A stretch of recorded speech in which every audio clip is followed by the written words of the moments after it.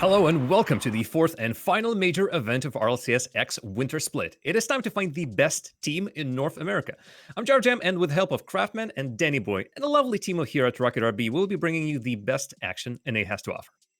Yes, Jam, it has been one heck of a split in the winter split for North America, with four teams really emerging at the top of the division, with cementing their place as the four teams to beat. And we'll talk about them in just a little bit. But Danny, as we sit here right now, I think out of the four regions that we've had so far, between North America, Europe, South America, and Oceania, I think this major is probably the most wide open out of the four. Well, it could be, but when the conclusion and the other ones from Oceania Ground Same Game and Nova Avius in the South America and BDS the back-to-back in Europe, it's just a question who will take the North America crown. Will it happen again? But it's a two-day event, Jam. This one is going to be probably the spiciest of them all. Yeah, strap in 2 days of high-level Rocket League double elimination, and we're already going to be seeing the first teams eliminated today. Let's, of course, look at what these teams are playing for. As always, majors are offering bigger prize pools, bigger point counts, and while it's just going to be $2,000 for the teams that finish in the bottom places, it's going to be $36,000 for the top team, a big swing.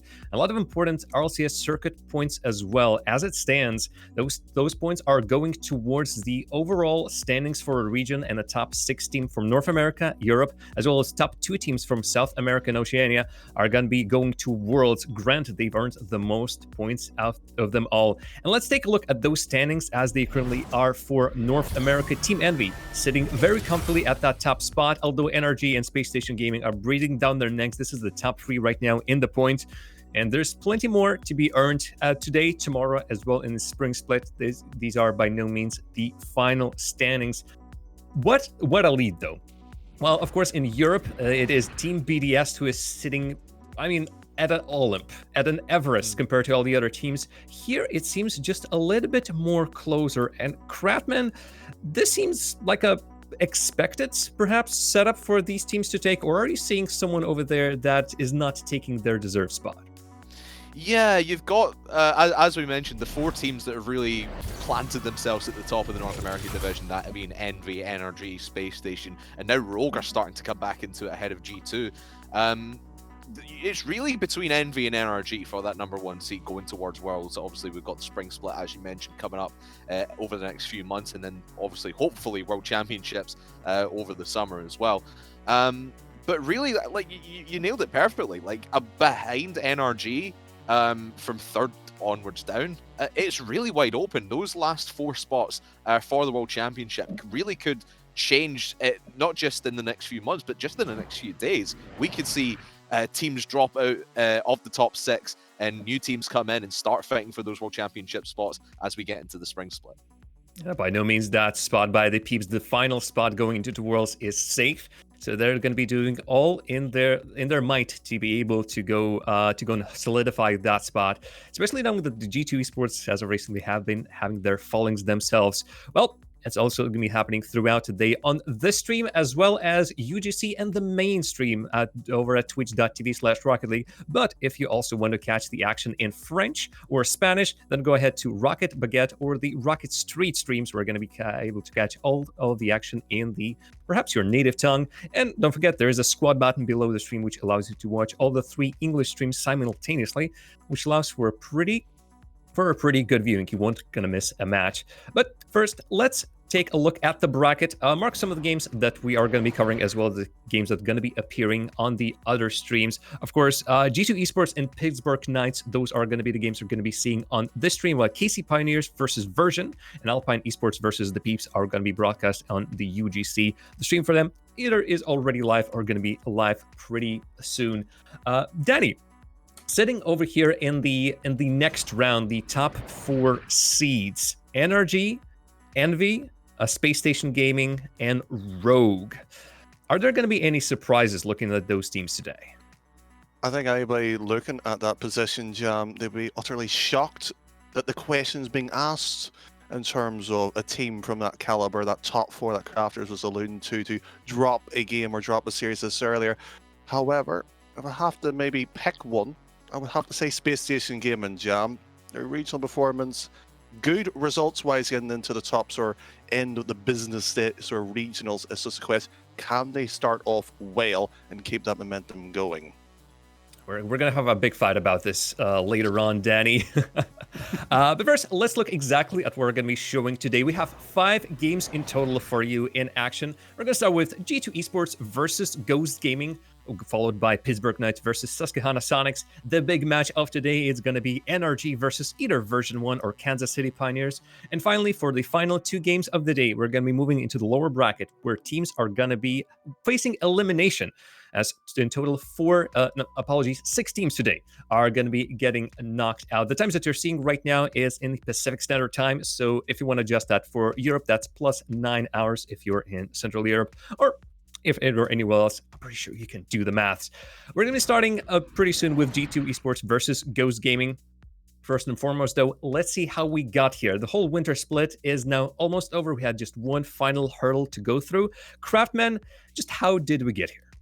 Yeah, so Envy really being the dominating squad throughout the winter split, winning the first 2 regionals, and then Rogue coming in and swooping away that final regional at the last possible second. And Rogue were they were dominant in that regional number 3, obviously beating out the likes of Envy and NRG to really just put the whole North American division on notice, saying Rogue are in this major to have a fighting chance at maybe winning it and taking it away. As you go down the table, you've got teams like Space Station and G2, and even the Peeps and Pittburgh Knights who've kind of just hovered around mid-table and just sort of settled into their roles and just made the major. But the real fight for me is down at that bottom end of the table. You got teams like Version 1 who had to qualify through the grid. Never mind the regional points, just like Singularity did over in Europe. And then you've got Ghost, Kansas City, and Susquehanna Soniqs, who had to play that tiebreaker, as Danny was talking about a little bit earlier. So those teams just sort of jostling for position and, as I mentioned, just trying to get as many points going into the final standings after spring. But every little counts. It's been back and forth, but really Envy has been the ones to watch here. They might be just the ones to take the whole tournament today. Again, that's up to come. Danny, tell us just a little bit about the tiebreaker. Tiebreaker is not something that usually happens during these tournaments. I believe this is the first for North America as well. We did have to separate some of the teams that had the same amount of points. Is that right? Yeah, that would be absolutely correct as well. If anybody's unaware, South America has done this, Europe has done it, North America is no different as well. They had a qualifier quite recently, or the tiebreaker as it had really been known as well.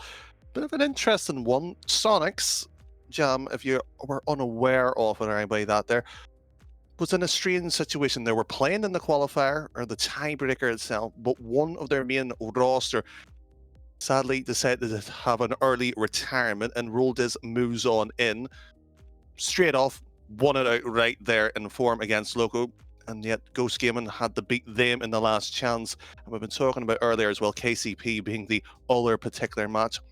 No major upsets there in terms of how that sort of bracket came about there. Local now, of course, CLT failed to make it into it. So there's going to be a lot of points on offer in this major jam. It's just a question of, can any of these bottom 4 that Craftman was alluding to make up the gap for that top 6 race?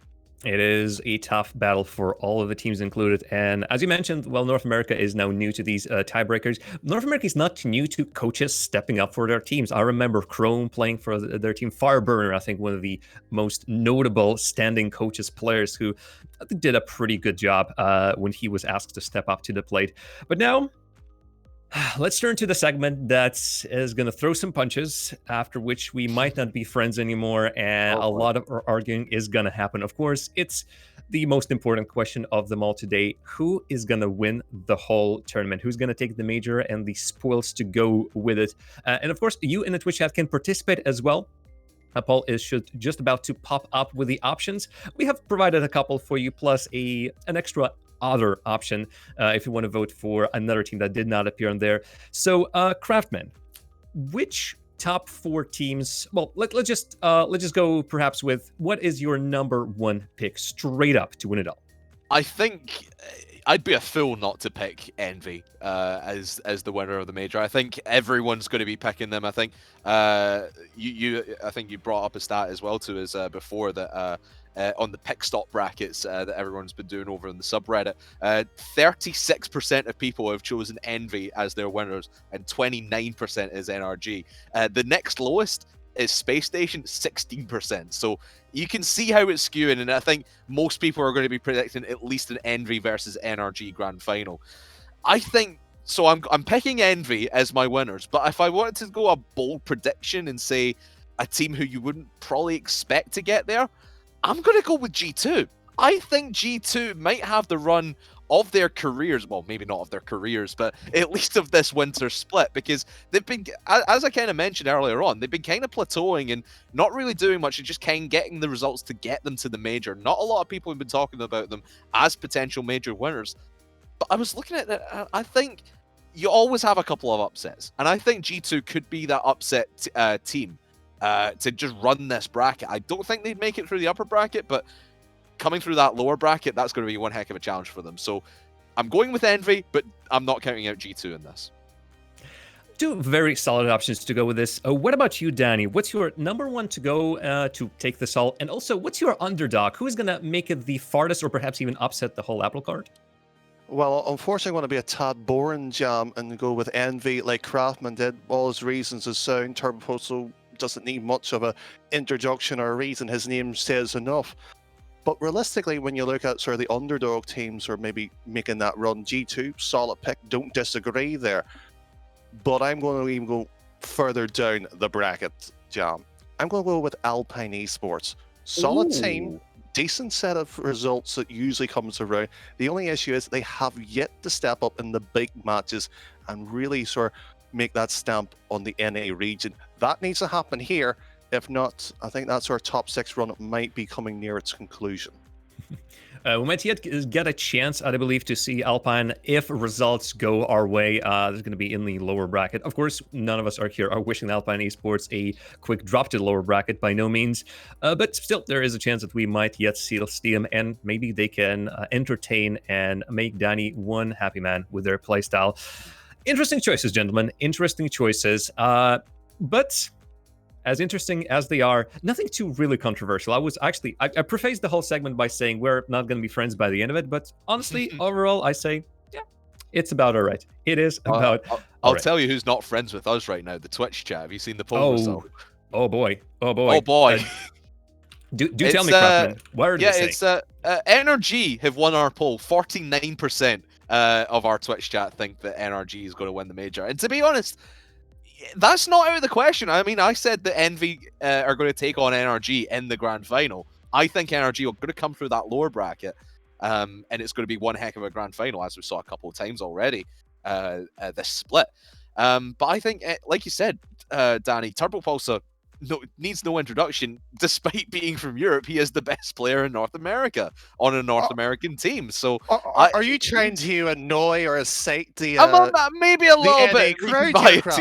Maybe a little bit, but you cannot deny he is the best player on a North American team right here, right now, Danny. I love how you, by the way, you said on a North American team. I think K-Dot would have had words with you. Didn't add that last thing. He might have. My goodness. Folks, I am not with them. Darn it, I sort of am, right? We're all on this. Yeah, you are. Broadcast. Of course you are. I'm going to leave in a moment, don't you worry. But first off, before NRG comes into field, before NRG wins it with a resounding 49% of the votes, let's talk about the very first game of the stream. Of course, that's going to be G2 Esports versus Ghost Gaming. Rizzo JNops in Chicago versus Lion Blaze Freshness and Mektos.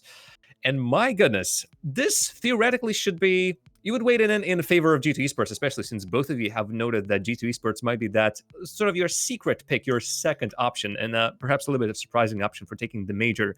Ghost Gaming, they're having their own interesting moves around the scene as well. So, Danny, I would like to hear your opinions on G2 Esports versus Ghost Gaming. Which team do you favor in this one? Can G2 Esports start their run right here, or will the Ghost Gaming knock them down? I don't want to be too obvious with my picks, Jam, because I think everybody's going to be on the similar line. I think G2 is going to win this. It's this question of how comfortable this is going to be, the sort of the test for their major.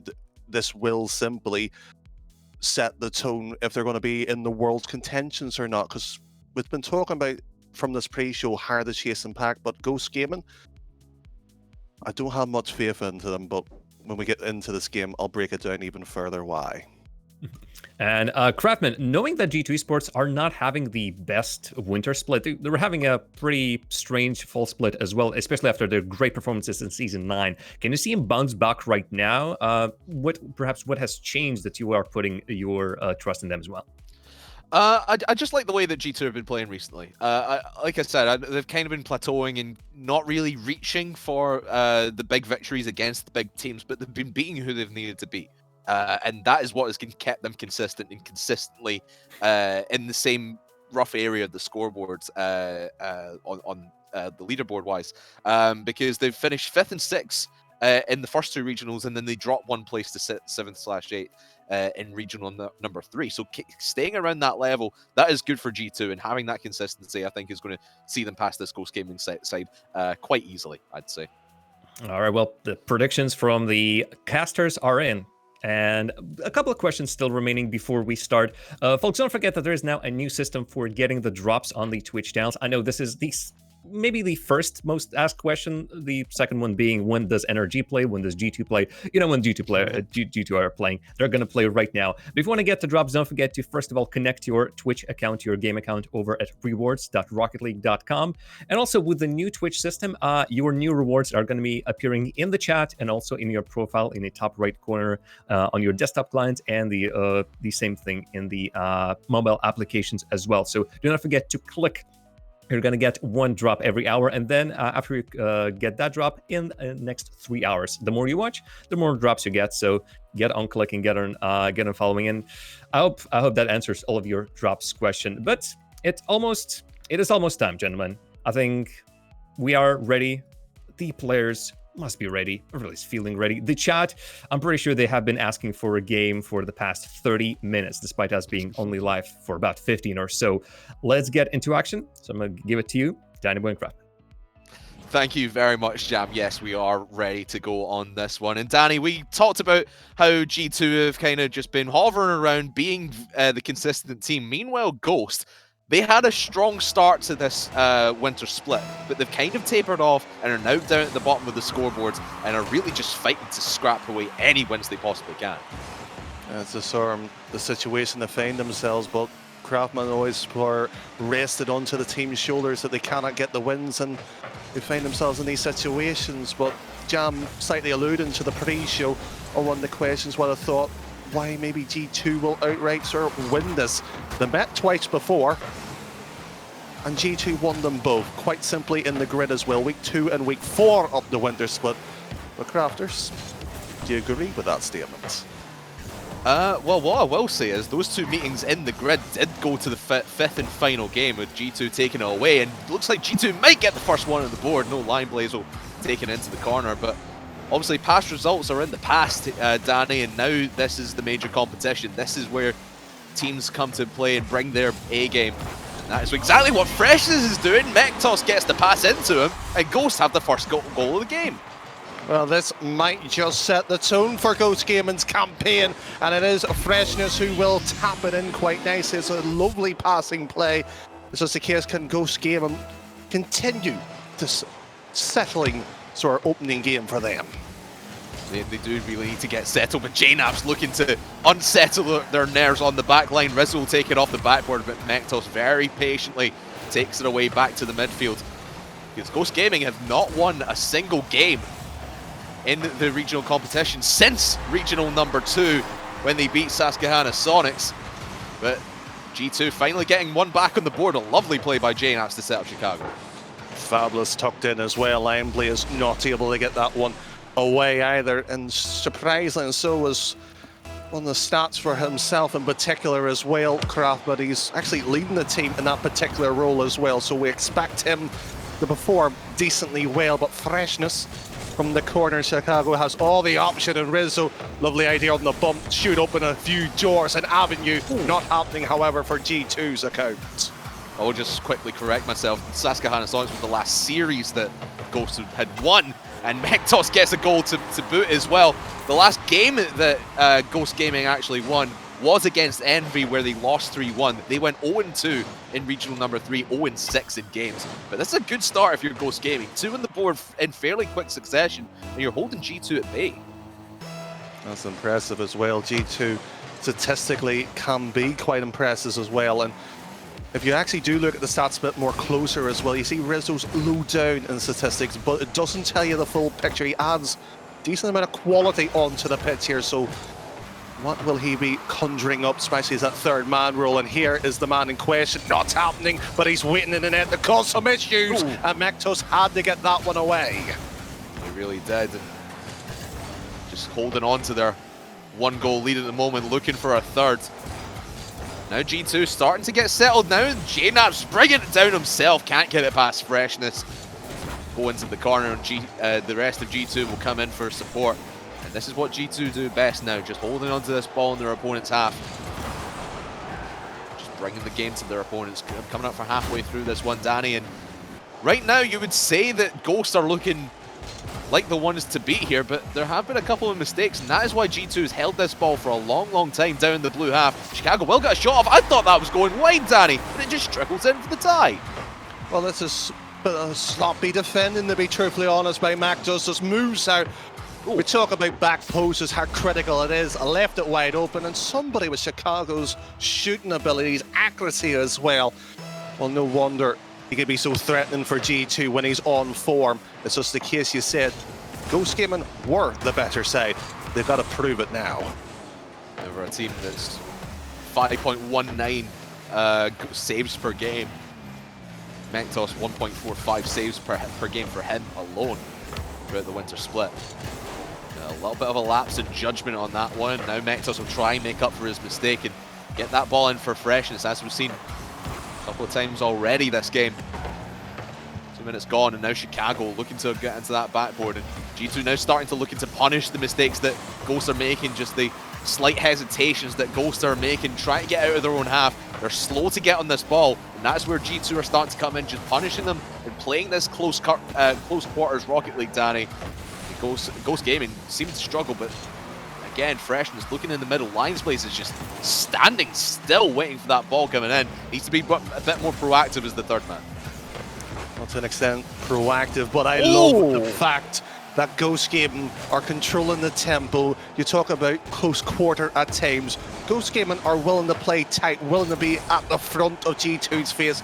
And you know what? It takes a lot of guts to do that against such sort of the temple of sort of North America gameplay as well, in the form of Rizzo, JNaps as well. Chicago credit for all the sort of the big wins through their entire careers, but Ghost Gaming with Freshness right now, not doing much with the ball here, and this is the issue I have, Crafters. It's so simply, where's this ball, where's it going to, what's it trying to achieve? I just don't see enough here from Ghost Gaming yet.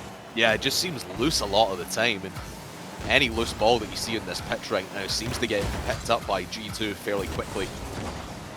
Ghost playing far too passive for my liking, at the very least. Thought that might have been a double commit there when Rizzo was bringing this one down, but still 30 seconds remaining rather, and it's still 2-2. Make it 3-2 as JNaps gets it from Chicago. You felt it was coming, it was inevitable, Danny, and G2 back in the lead. Well, just again, you just challenged from the goalpost, and Freshness just taps it right in front, passing it effectively.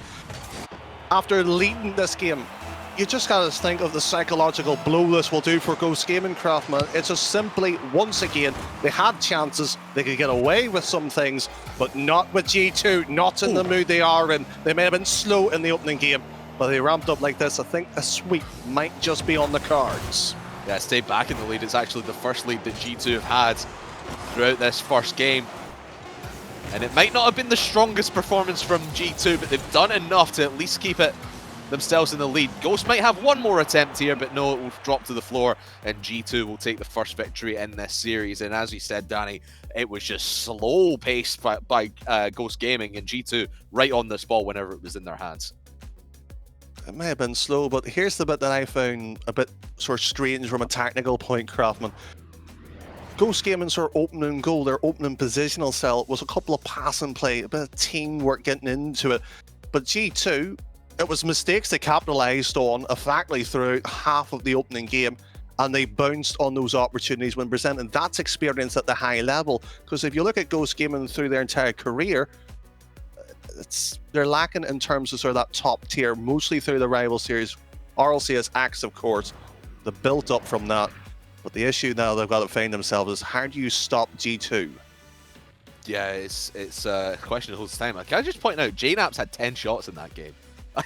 I was not counting up. I was not watching the shot count as we were going through. It just surprised me that JNAPS. I mean, I'm not surprised JNAPS has been one heck of a shooting machine, really, in this one. I mean, throughout the course of the winter split, he is the highest on G2, 3.71 shots per game. That's going to help the average out just a little bit. It was 10 shots, Jesus. But you could feel like three goals for G2 in that one, and coming from 10 plus shots, 10 alone from JNAPS as Mektos hammers that one off the crossbar. That really should have been not a close game at all. That should have been maybe 6-2 in favor of G2 in that game number 1. You're just following the shot count potentially as well, but you also have to look at the sort of the nerves and the gameplay as well. And Ghost Game, we did credit them. They were slightly better in the opening half, but crumbled at the wrong points here. Already you can see that G2 is trying to control the game much more solitary in the second here, and freshness per backflip. And Mentos has so much options here, and Rizzo's all around the back wall, whips it away from him. So options all right for Ghost Gaming is becoming more and more shallow as this game develops. The options for Ghost just seem to be get it into the corner, pass to someone in the middle. And G2 have recognised that and are starting to shut it down from the corner, not letting these balls get anywhere near their corners of the field. Now Freshness slowly just taking this one off his backboard. Rizzo for contest. He gets it past one. Can't get it past Freshness, no, but this will give G2 the opportunity to move downfield. In fact, Freshness will relieve the pressure for the moment. I think that is something that Ghost was really lacking, this upfield presence. I mean, 61% of the time in game number 1, that ball was down in the Ghost Gaming half, but now they're starting to bring out these long clears, Danny. I think that will set up Ghost for a much better run here in game number 2. The long distance clears might dictate pressure, it might dictate the play, but you can already see too much space on that back wall, and G2's got to defend it. With credit Rizzo for it, but Chicago all in defense at one point, slips it in through the back door. And there it is, typical from Ghost Gaming. Sloppiness, one decision fault, and they crumble back again. Yeah, 2 men just collapsing on that ball, and I think it was Freshness just getting turned around in the midfield. Really should have just gone straight back to net and defend the goal rather than try to contest this ball in the midfield. Otherwise, you're giving Chicago a free lane to that open net. And now Rizzo looking to punish the mistake yet again. Drops that down in the area of Chicago, but he'll decide against it. Probably the right decision. Don't want to pull a Ghost Gaming on you. That big clear from Chicago once again. And I think that's what Ghosts were trying to emulate here, Danny. These big clears have set up G2 in favourable position. And that infield pass between Chicago finding JNAPS was just a little bit off target. But every shot that comes towards this Ghost Gaming net, they're getting thinner and thinner on this back line. And look at JNAPS off the backboard, finds the corner, doesn't find the goal, fresh and saves. Excellent to be far off the line, moves it. This pass and play for a counter. Mektos with a low boost and rolls off that luscious grass. Mektos there, stealing one away from G2's own hands. Oh, threading the needle is Mektos, and just an inch to the left, and that bounces off the post and out, and we continue play. But congratulations to Mektos, just finding the slightest of gaps in that G2 defense. And what did we say, Danny? These quick counters is what is going to stand Ghost Gaming in good stead here in game number 2. They just need to find these gaps in the G2 defense, draw them in to their own half, and then boom, back upfield, catch G2 off guard. I think that's the game plan for Ghost. Well, they'll have to be careful though, Craftman. You cannot rely for the one-source strategy the entirety of the series. G2, with all the wealth of experience they have under the belt, should not be faltering with one play all the time here. The clearance has almost been silenced, not a clean, crisp or counteractive play either. So Ghost Gaming, that's actually stunned them with that one goal earlier there, Craftman. It's just the case, can G2 recidify and attack again on their own terms? No, with a tie game.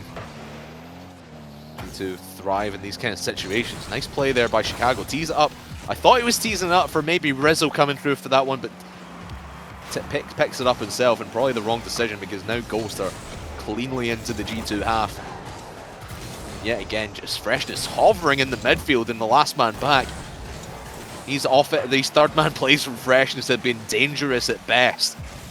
And they've led to the one goal that G2 have had in this game so far, Danny. What do you think Freshness needs to do to work on his positioning? Is he doing the right thing, or should he be playing a little bit more passive and a little bit more safe? Well, it depends on how the team wants to go for Craftman, because if they are playing that long clear, passing of this is okay. It's just how deep do you actually want to sit, and will sort of G2 decide to counter on? That's going to be the sort of the problematic. The only issue is Freshness is unfortunately on the pitch. He is the expert. He's got to want to read the play. Right now, there's not too much of an issue that I see with him. It's just, can he actually make the other two sort of work with him? He's got to pull the strings at either the midfield or the back line. It's one of the two. He's got to pick soon, though. Last 15 seconds of game number 2. G2 starting to push. Big miss there from Chicago. Let Mektos in for this one. 10-second countdown is on. Now Freshness with a full tank of boost will tee it over to Lion Blaze, and JNaps just blocks that one away in the nick of time. Looks like this one might go to extra time. Mektos will have it on top of his car. Maybe one more opportunity for Ghost, but no, it will fall, and we have OT for the first time today. Well, maybe many to come after as well, especially these two. Only 2 appearances we mentioned before, and it's already been close series, and Lion Blaze taps that one in nicely, but all from a kick-off goal. Should not have happened, but it does. And wonderfully played. Get good set piece there by Ghost Gaming, and Lion Blaze will send it home for the second goal, and the second game falls in favor of Ghost Gaming. And I said that was a much better performance from Ghost. In the first game, they were kind of playing a little bit passive, letting G2 come into their half and really not worrying about where they're going. But here in this one, they were playing a lot more aggressively, just booming that ball into the G2 half and giving G2 a lot more to think about on the back line, because G2, in game number 1, they were controlling the midfield most of the time. Now Ghosts are starting to contest and contend with these balls that G2 are putting into their half, and I think this one maybe is going to get a little bit closer, Danny. Well, it might do, and I hope so as well, because you asked that question what Freshness should do. Even before that OT, he was sitting at the midline and pulled the strings, and we nearly seen sort of a buzzer beater scenario or close to it. So he already has an idea of what he wants to do in this game as well. It's just now a fact that we've only got 3 games or left. It's just the impact of Joe Freshness. You've highlighted him rightly so as sort of the main playmaker. It's just how much more impact can he develop? Because G2 Esports, I'm not saying they're a momentum-based team, but it's going to become a crunch time if this does become a best-of-5 scenario. And just bear in mind, that is the first game that Ghost has won since regional number 2. 0-6 in regional 3, where they lost out to, if I can find my Wikipedia page, they lost out to Radiant 3-0, and then lost in the lower bracket to, if I can find it, the Peeps 3-0. So one team in the top 6, 7, 8 in the Peeps, and then a low team like Radiant who didn't even make the major. It's a very curious case of Ghost Gaming, and I think in this major they need to have a good performance, not just today, but I think they need to make tomorrow to make a statement to say that they're still in contention to make the World Championship. But G2 also looking to make that statement as we get a pause from the admin. Believe Freshness has called that one, and we'll try and get that sorted out as soon as we can. But as I was saying, Danny, I think Ghost this weekend really need to make a good run to make a statement to say we're back in this World Championship contention. We don't want to be hovering at the bottom of the table, just barely making the major. And they want people to talk about them. At the end of the day, they want to be on that stage with that top 4, as we mentioned in the pre-show. Well, it's exactly, and you talk about it in terms of getting your results and everything back as well. Ghost Gaming has been to an extent unfortunate as well, due to how their sort of seeding and everything comes around as well. You talk about Radiance and the Peeps. Let's not forget as well, they played the likes of Envy's, SSG multiple times, and the chat voted NRG as their champions to win the tournament. They played them as well, and they've lost 0-4 beforehand as well. So Ghost Gaming may provide an upset now and again, but Craftman, they've got to do it time and time again. It's no longer do it once and rest on your laurels. They've got to keep repeating the same thing over and time.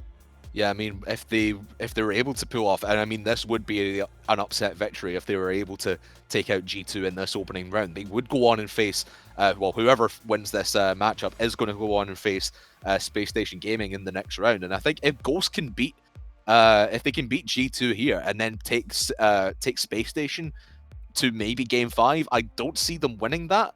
But I think if they can take them to Game 5, they'll make a statement and say, we want to be talked about as a World Championship contender, because I don't think Mektos, Lion Blaze, and Freshness are really content with being second thought, with being afterthoughts in this division, because I think all the focus goes on those top 4 teams, and G2 a little bit as well, because G2 are still contenders.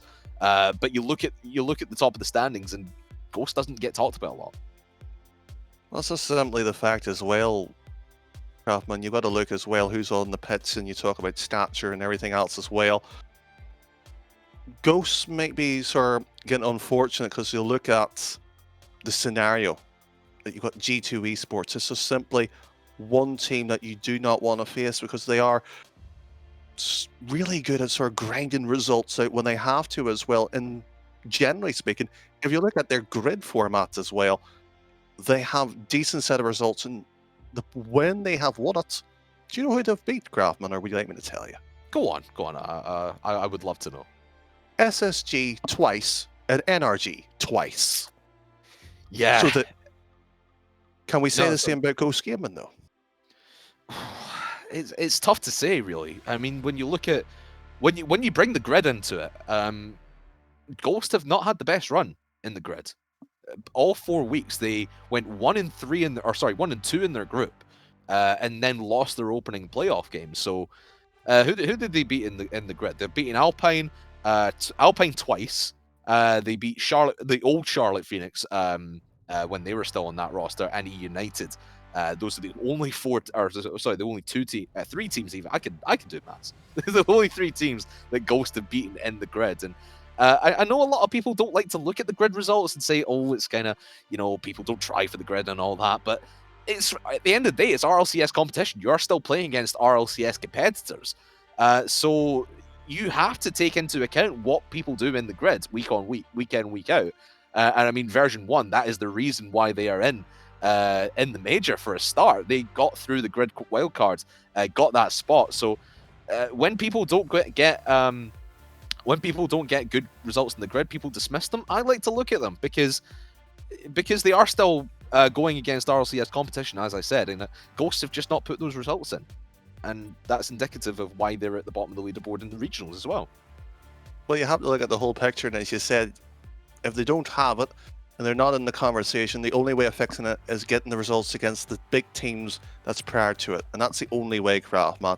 You talk about it as well as other factors. Well, you had the field at one point in terms of trying to get results, or scrims, if you want it. Mm-hmm. And some teams took that opportunity, some didn't. But the grid is sort of that pinnacle point where it gives us a feeler, it gives us a test. The regional and the major are the true test. And Ghost Gaming has got the biggest test of their careers right now. Can they beat G2 Esports? And that's what they've got to answer. And right now, I don't see enough from them, and I want to see more craft. Well, let's see if we can see it in game number 3. We'll be getting this one restarted in a matter of moments. Server has been reset, and players are all happy. We'll be getting going in just a matter of moments. But you look back at the regional number 1, and I said Ghost Gaming had that very strong start to the winter split. They ended up coming. What was it? I've written this down. They ended up coming quite high in that. Well, compared to their other results, they came 5th and 6th, same place as G2 did in that one. And who did they end up beating in that? Well, as Mektos scores the first goal, they beat the likes of NRG and Alpine, your underdog pick. But look at this goal from Mektos. Big pinch from Freshness, in fact. Missed that one. Lovely read by Mektos to seal it into the goal 11 seconds in.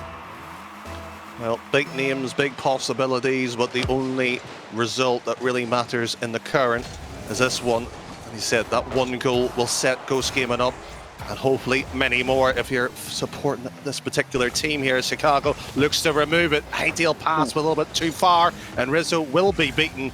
But it's a good bit of pressure by D2 nonetheless, still forcing them to be honest in the defence here for Ghost Gaming's sake. And Jane up spotted. And Lion Blaze, as much as credit is, and the likes of the one scene and everything else, had to play that one into the corner, rightly so. You saw Chicago going for a bump in net, and G2 maybe a bit of a mean streak starting to come to them. They're feeling the vibes of Virtuoso, starting to bump their competition away, but Chicago looking to just take it straight down the middle of the net. JNaps with the follow-up from Rizzo off the backboard. A minute into this one, and it's still Ghost in the lead. Chicago can't get the tie game. But the question here is, can Ghost now clear this one? Because G2 are still holding on to this midfield, Danny, and finally Ghost relieve the pressure.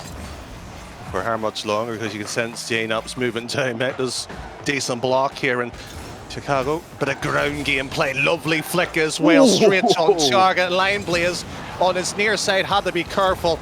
And this is a decent chance here. Chicago should deal with this, rightly so. And JNaps once more putting it to the side. It's a bit of scrappy positional play, but nonetheless, the ball's finding targets. And another save by Chicago. He might be a goal scorer, but this time, goal stopper.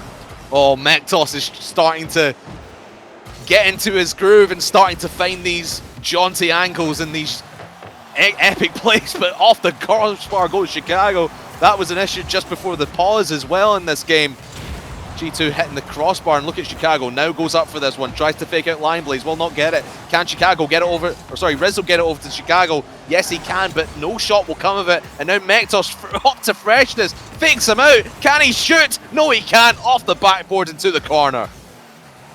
Freshness would love for time to rewind backwards. That shot not ideal, and Chicago off the back wall. Nice stack opportunity, and Rizzo not off put by Lion Blaze, attempt to block. And Freshness clearance ideal here. Talk about position on the ball, how it works as well. Right now, Craftman, we see a couple of shots here. It's just, where's that pass and play? Where's that sort of EU style of more team-like play where we would be more familiar with North America? It's just hit ball very hard at target and see if the keeper can see him. This Caveman Rocket League hit ball, get goal.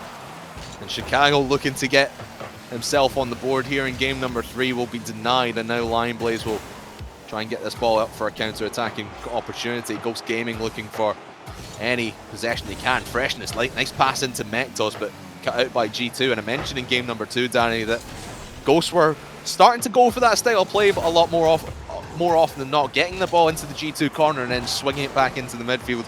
And G2 are still aware of that, but look at that from Chicago over to JNaps and ties things up at 1. G2 has literally taken the book of how to play on shoot accuracy and is rewriting it, Craftman. Normally you're taught, stick it behind the keeper, stick it on the opposite side of the post. G2 doesn't care, moves it right across and right on the eye line of Ghost Gaming's defenders, and still they cannot save it. Good way to tie things up, and it's just a case, can Rizzo just feel the heat into this game, brings it across here. It's just the case with 1 minute 30. Ghost Gaming once again asked the question to bounce back from a pretty much an ideal goal for G2. Well, the question now is, how did Ghost Gaming respond? Because really they've been in control of this one for a lot of time here, Danny. And now coming up for the last 60 seconds of play, they're starting to feel the pressure once again on their back line. Lion Blaze now starting to bring that one up the right-hand side, but taken away by JNaps, so looking to take it all by himself, looking for that second touch, will not come, will be down to Rizzo, as one player from Ghost flails in the net. Rizzo takes the lead. Again, Ghost Gaming, you just see them at that one moment. Lion Blaze just went far too much, far too early, and just with that, G2 Esports, Craftman, just simply in an ideal play with 60 seconds left here. There's plenty of time here for Ghost Gaming if they want to get a comeback. It's just the question is, can they, as G2, time and time again, close out the problems? The passing plays have been there for Ghost, but it's just the shooting opportunities and the shooting percentage is not. Seems like every time they get into the G2 half, they pull off the pass, but cannot find the back of the net. Mektos looking to take it himself. No boost will call in his 2 teammates. Now Lion Blaze, that was the shot opportunity you had right in front of net, and you hit it with the bottom of your car right back into the corner. That's just not ideal if you're Ghost Gaming. 24 seconds remaining here, and they need one big play down this right-hand side. It will be no. Chicago takes it away towards the goal, looking to put it out of reach here in game number 3. Maybe it'll be JNaps to do it. No, maybe Rizzo. Freshness will stop G2 progressing for the moment. Now Rizzo Smart play by him to stay in the middle of the field. Now Lion Blaze, JNaps up, and will just waste time off this clock, not let Ghost Gaming anywhere near this ball. And Chicago looking to tap it down just onto the top of the car of Nexus. And now Rizzo maybe getting to the floor. Now, yes, indeed, sir. And G2 Esports 1 win away from going against Space Station in the next round. Well, it'll be a good statement for G2, get into that position. And to an extent, there's luxury with the format, Craftman, as well. And but a hypothetical here. But G2 Esports will have played a game under match conditions, will be much more better in terms of feeling ready into that series. Of course, mind you, it's a bit later on. While SSE is sitting there waiting patiently. And so we're going, are we going to have a G2 that is grid champions who've beaten us before, or will we just sort of get this sort of G2 Mythander slowly walking about? As Ghost Gaming, they have offered threats, it's just not potent. Yeah, I can agree with you right now. G2, they don't look like Space Station beaters, and to be honest, I think Space Station are one of those teams they're either going to get to the grand final or they're going to just hover about and just, like I said with G2, they've been a petering team. Yes, back in the fall split, we thought Space Station was the best team in the region, and at the time they were. They won the first major, for crying out loud. Now Space Station are starting to become this, I wouldn't say secondary team, but they are still part of that top 4 as we mentioned. But it's one of the teams you need to really be careful of, because they can either pop off or just fall flat in their faces. And I think right now, if it's the pop off Space Station that we're going to be seeing today, I don't think either of these teams that we're seeing on the pitch here, either Ghost or G2, are going to stand a chance against it. But Freshness, oh, what a play right under the defender! 25 seconds in, that's the start Ghost wanted. Well, they had this start before, and I hate to tell you how it ended. G2 will maybe not feel the pressure at 1 goal, 2 maybe, but 3. That's what Ghost Gaming be aiming for. But as your point was saying, G2 Esports, they had at one stage a target on their back. Didn't deal with it very well. SSG likewise. But G2 Esports would love to have a match, have a go at them. And maybe a few upsets in the way. Ghost Gaming on the other hand, trying to silence that idea before it even begins with Mectos for number 2. Not happening. And Freshness to tip this one grounded up. And Chicago can only tip it with his only stubness or touch away there. 1 minute gone here, Craftman. And already G2 feeling a couple of shots again. But what I want to see from Ghost is what G2 have done to Ghost all series long, is starting to hold this midfield a lot more and really keep the pressure down in the orange half of the field, because as you've seen on our advanced stat page, it's been all domination for G2, and yet again Chicago finds the back of the net, ties this one up. Picture perfect passing play, Danny. Well, it might have been, but Freshness, if he got it, it wouldn't have been picture perfect. It would have been, why did you go up? Had I had some intuition to an extent to know that was a mistake happening, we're going to capitalise on it. And G2, time and time again, at this point, it's why even question it. It will occur at some point.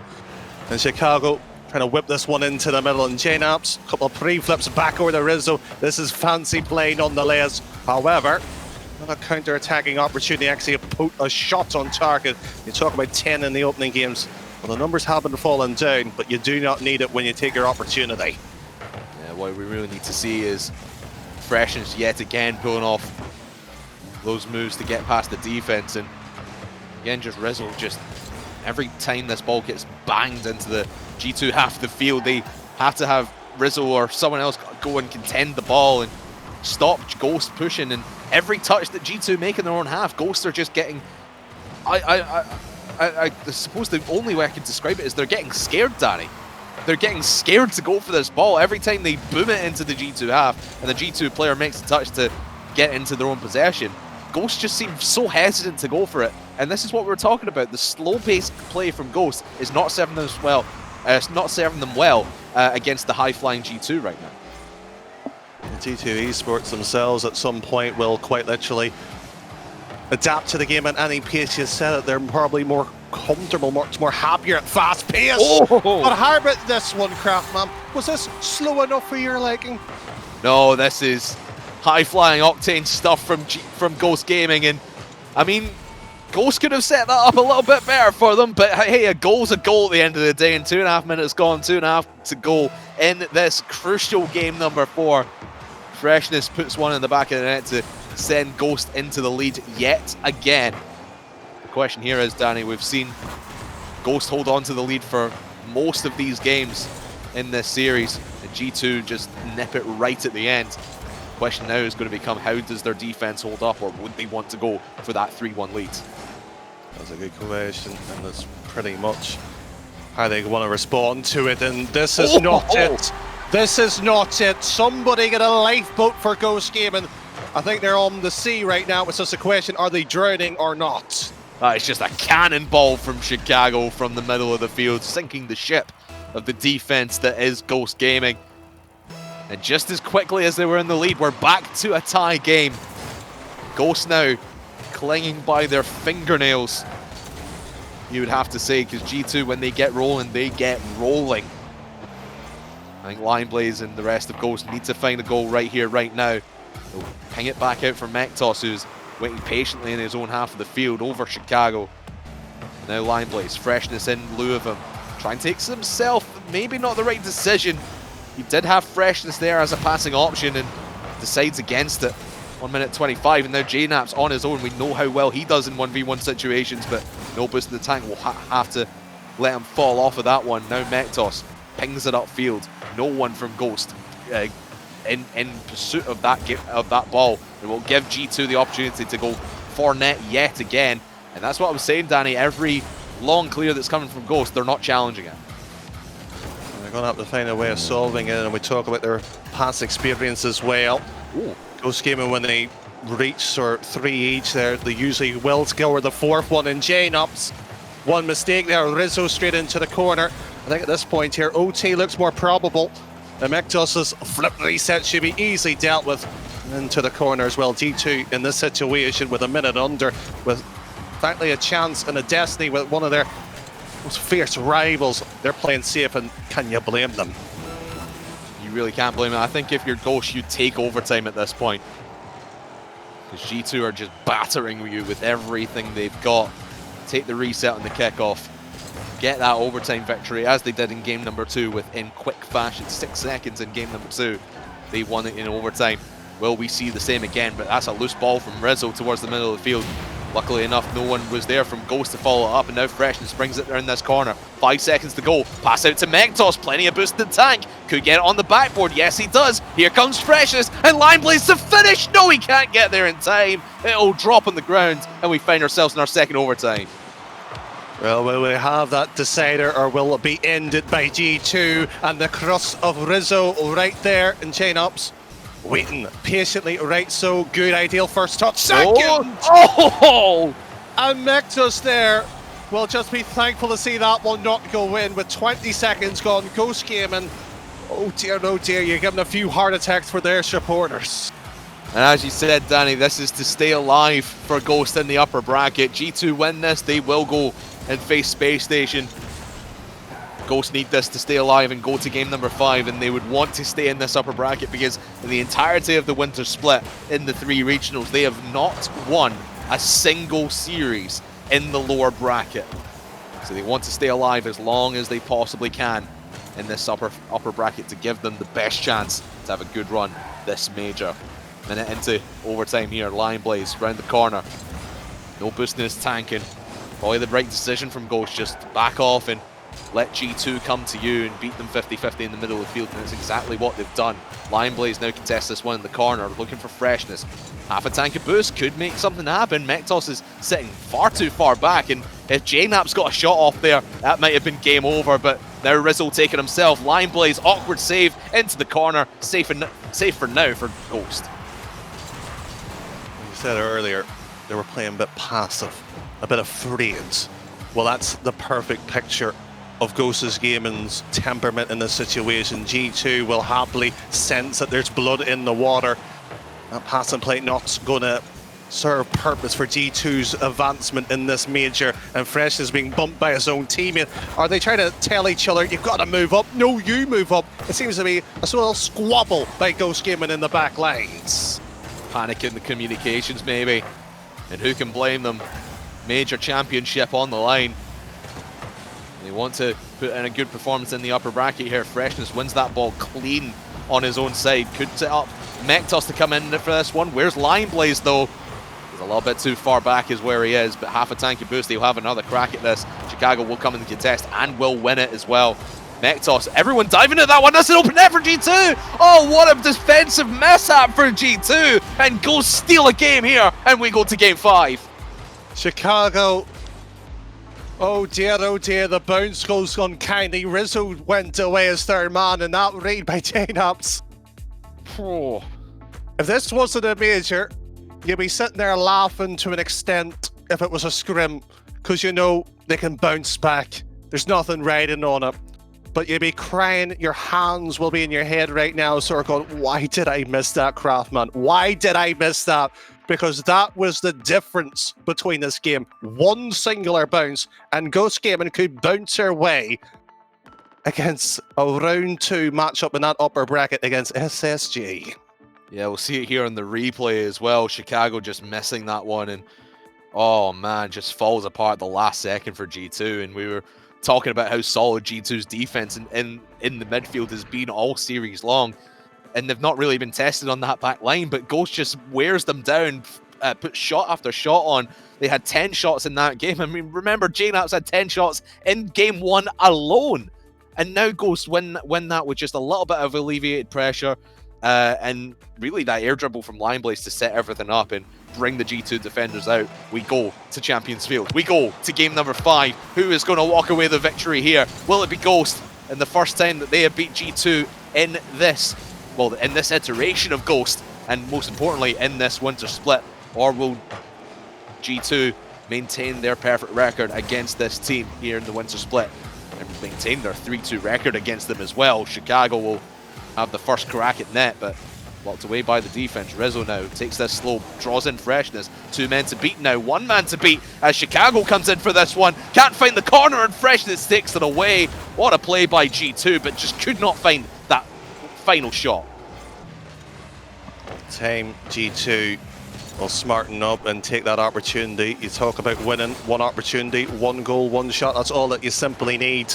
And on Championships field, there's no better pitch to win it on either. And Rizzo's there already to the back board trying to get the stack. Lineblaze moves it across here. It's almost match for match here. Rizzo versus Lineblaze in that positional game.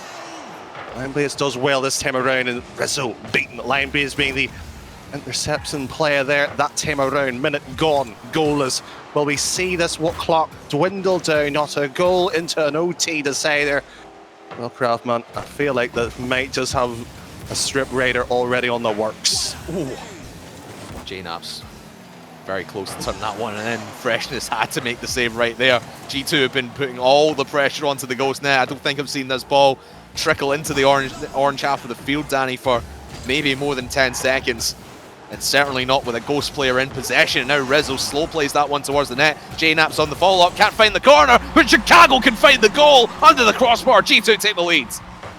About time for G2 to stomp their ability, stomp their way through Ghost Gaming. It's about time they lead 1-0 against Ghost Gaming, especially with 3 minutes on the clock, especially since it is a decider. And they have all the pressure, all the cards on the table to force Ghost Gaming out of their half and make them make errors. And this passing play might have been an idea, but sadly not the right one. And a mistake! An utter diabolical blunder by G2, and 2 minutes in, we find ourselves one apiece. Who makes the mistake here? It's J-Naps just going for that contended ball. To be honest, it's the right decision, but he misses it completely. And Freshness being the one to send it into the back of the net for a Ghost Gaming. We play on, a tie game, 3 minutes left in game number 5. Chicago's in net. Can he bump someone away? No, he can't. Lineblaze gets it, but J-Naps on the follow-up gets a double shot, in fact. But the Ghost Gaming defense has started to come to life here, Danny, in game number 5. They've been slowly building throughout the course of this series, and now they seem on top form. And to be honest, G2 are starting to make a lot more mistakes than we're used to seeing from them. Indeed. simply the pressure, the nerves. It's the major. You do not want to be the one that makes that mistake. You do not want to be the one who forces the issue going into losers, and you're playing with your back against your wall. You want to have the freedom of that upper bracket run, Craftman. You know it well and truly yourself. And Jay Naps, that's a nice air dribble. And once again, the highlight of the defense of Ghost Gaming's backboard stack and clearance. It's Lion Blaze. He done his job well. 2 minutes, or we go in the OT.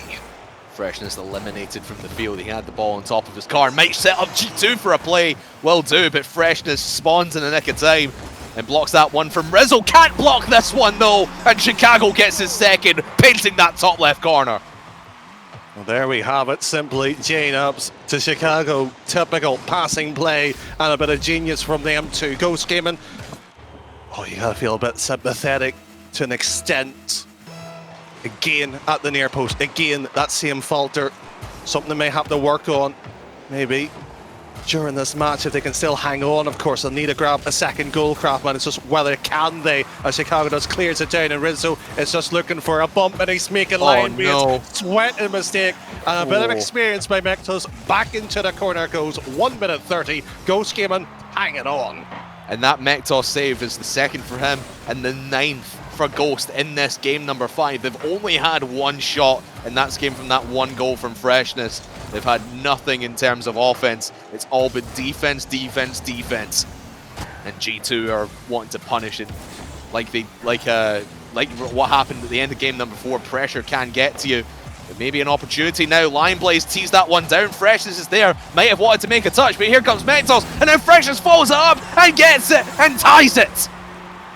3 attempts it took, and 3 times they saw that net wide open, and G2 3 times responded with no answer. 1 goal within 60 seconds or OT, and we will have an answer who will move on. Ghost Gaming, credit to them, are fighting with their backs against the wall, and they could just knock G2 down to the losers, and it's Freshness. Oh, this will be a fresh burn for G2. Well, they're now 56 seconds away from victory. G2 staring the lower bracket right in the face, but we've seen it from them before in this series, Danny. A last-minute goal could set up overtime. G2, I reckon they would want to win this in regulation. Chicago needs to make a play right now if he wants that to happen. It'll go out to Rizzo, and now Ghost Gaming are starting to get aggressive, starting to challenge these 50-50 balls. Another demo from Rizzo onto Freshness. Freshness has been out of this game more than he's been in it, but he's made some impacts. 3 goals, the hat-trick from Freshness in this one, and Mectos gets his third. 4 saves from Freshness, 4 from Lion Blaze, and 3 from Mectos. It has been one heck of a defensive stand for Ghost Gaming, and they have made up for it downfield as well. But can G2 rally the troops one last time? 10 seconds to go. They need to go all the way downfield here, Danny. Rizzo will set it up. J-Naps follows, but Lion Blaze cuts it out immediately. Chicago needs to keep it up in the air.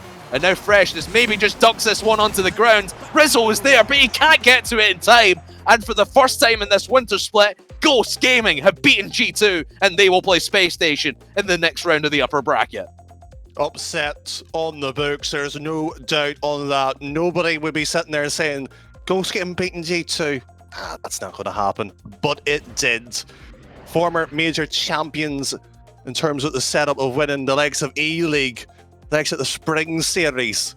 G2 falter against Ghost Gaming, who most of their experience came for the rival series. Let's not forget this. But in the RLCS system, this is possible. This has become time and time again, Craftman, what the lower sides can do. Massive upset for them.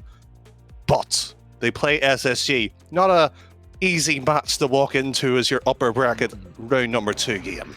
No, but we were saying earlier, it's going to be a statement of intent from Ghost Gaming, and boy, if they made their voices clear that they are here in this major and they want a heck of a result. What a result it is to take down G2. As I mean, I had them as my sleeper pick to maybe win this entire thing. Now they have to go the entire way of the lower bracket. Just before we go to break, G2 in that last game, they had I just missed the shot count. But it was a heck of a lot. Ghost Gaming had 11 saves total, and G2 just could not get anything more past them at the end of it. What does that say? going into the lower bracket for G2. Their shooting percentage, they need to get it up. Well, up, but certainly not out for G2's case as well. They play it in the losers bracket. Of course, plenty of streams. Of course, UTC and the main channel later on the day. Don't forget, on the Rocket, all the games are on YouTube. You can watch them at your leisure or here on Twitch. But, Craftman, 5 games was on our schedule. 1 is certainly down, but 4 still upcoming. But we're going to need a quick break here to reset and re-go again. That we will, and after the break it will be Pittburgh Knights against the Susquehanna Soniqs, who is going to go through and get their first win of this major. We'll find out in a bit. Don't go anywhere. We'll continue on the Rocket RB after this.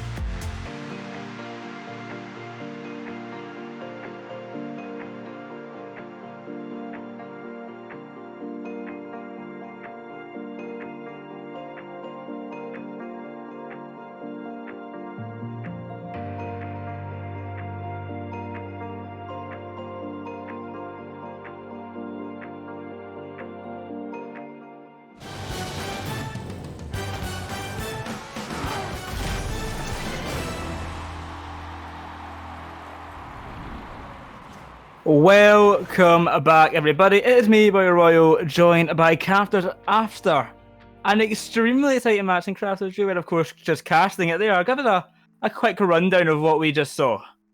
Oh man, G2 versus Ghost. I think everyone coming into this one was thinking G2 were going to wipe the floor with Ghost, but it was close every step of the way, and Ghost just eking out the victory in game number 5. And I mean, we said that in this split, the only 2 times that those 2 teams have met were in the grid, and both games went to game 5. G2 took them both. Now it goes the other way for Ghost, and they continue in the upper bracket. So it was one heck of a back and forth game. But if you want to watch that game, if you missed it, if you're just tuning in for this next game, go to the Rocket RP's YouTube channel, !YouTube, and you can catch all the replays over there once the stream is done. But Boyle, this next game that we've got, Susquehanna Soniqs versus Pittburgh Knights. Oh baby, what a game this is!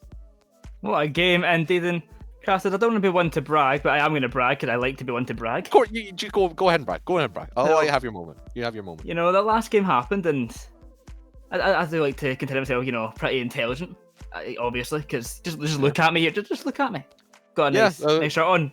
Sign of intelligence. I've got a nice shirt. I mean, I've got a nice, shirt and tie and suit jacket. I'm not that intelligent. Anyway, I did predict Ghost Gaming to beat G2, and you know what I'm predicting as well? Pittburgh Knights, they'll take down Soniqs 3-1. You know, so Crafters will go on as well. What's your prediction then? Do you think that Super Sub Rodas will be good enough for Soniqs? I mean, yeah, you that's the story coming into this one, really, is that the Soniqs, obviously, with J. Russ now making his retirement, Rolda's stepping in for this one.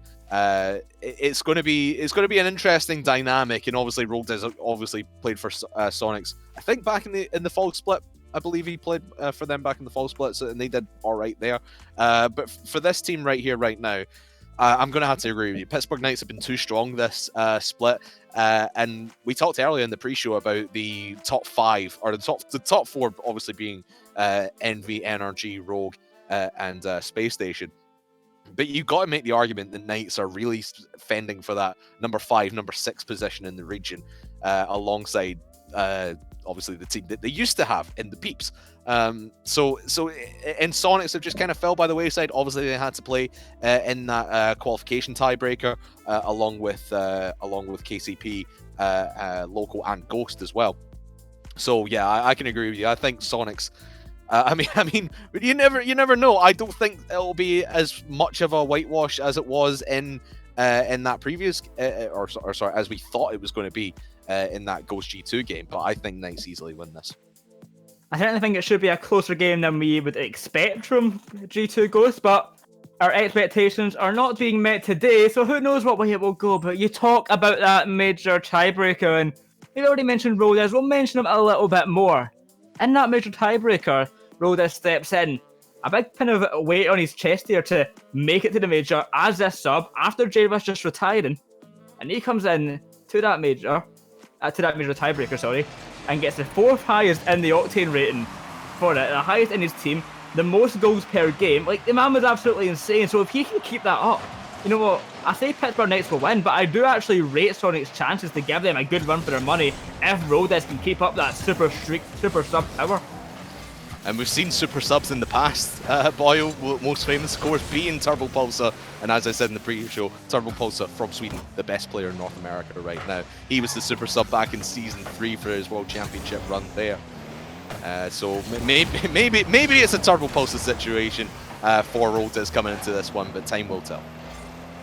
Time will tell indeed, but Susquehanna Soniqs starting off in the back line. ZPX going to put some pressure on. Off to the side he will go, trying to fight his way through.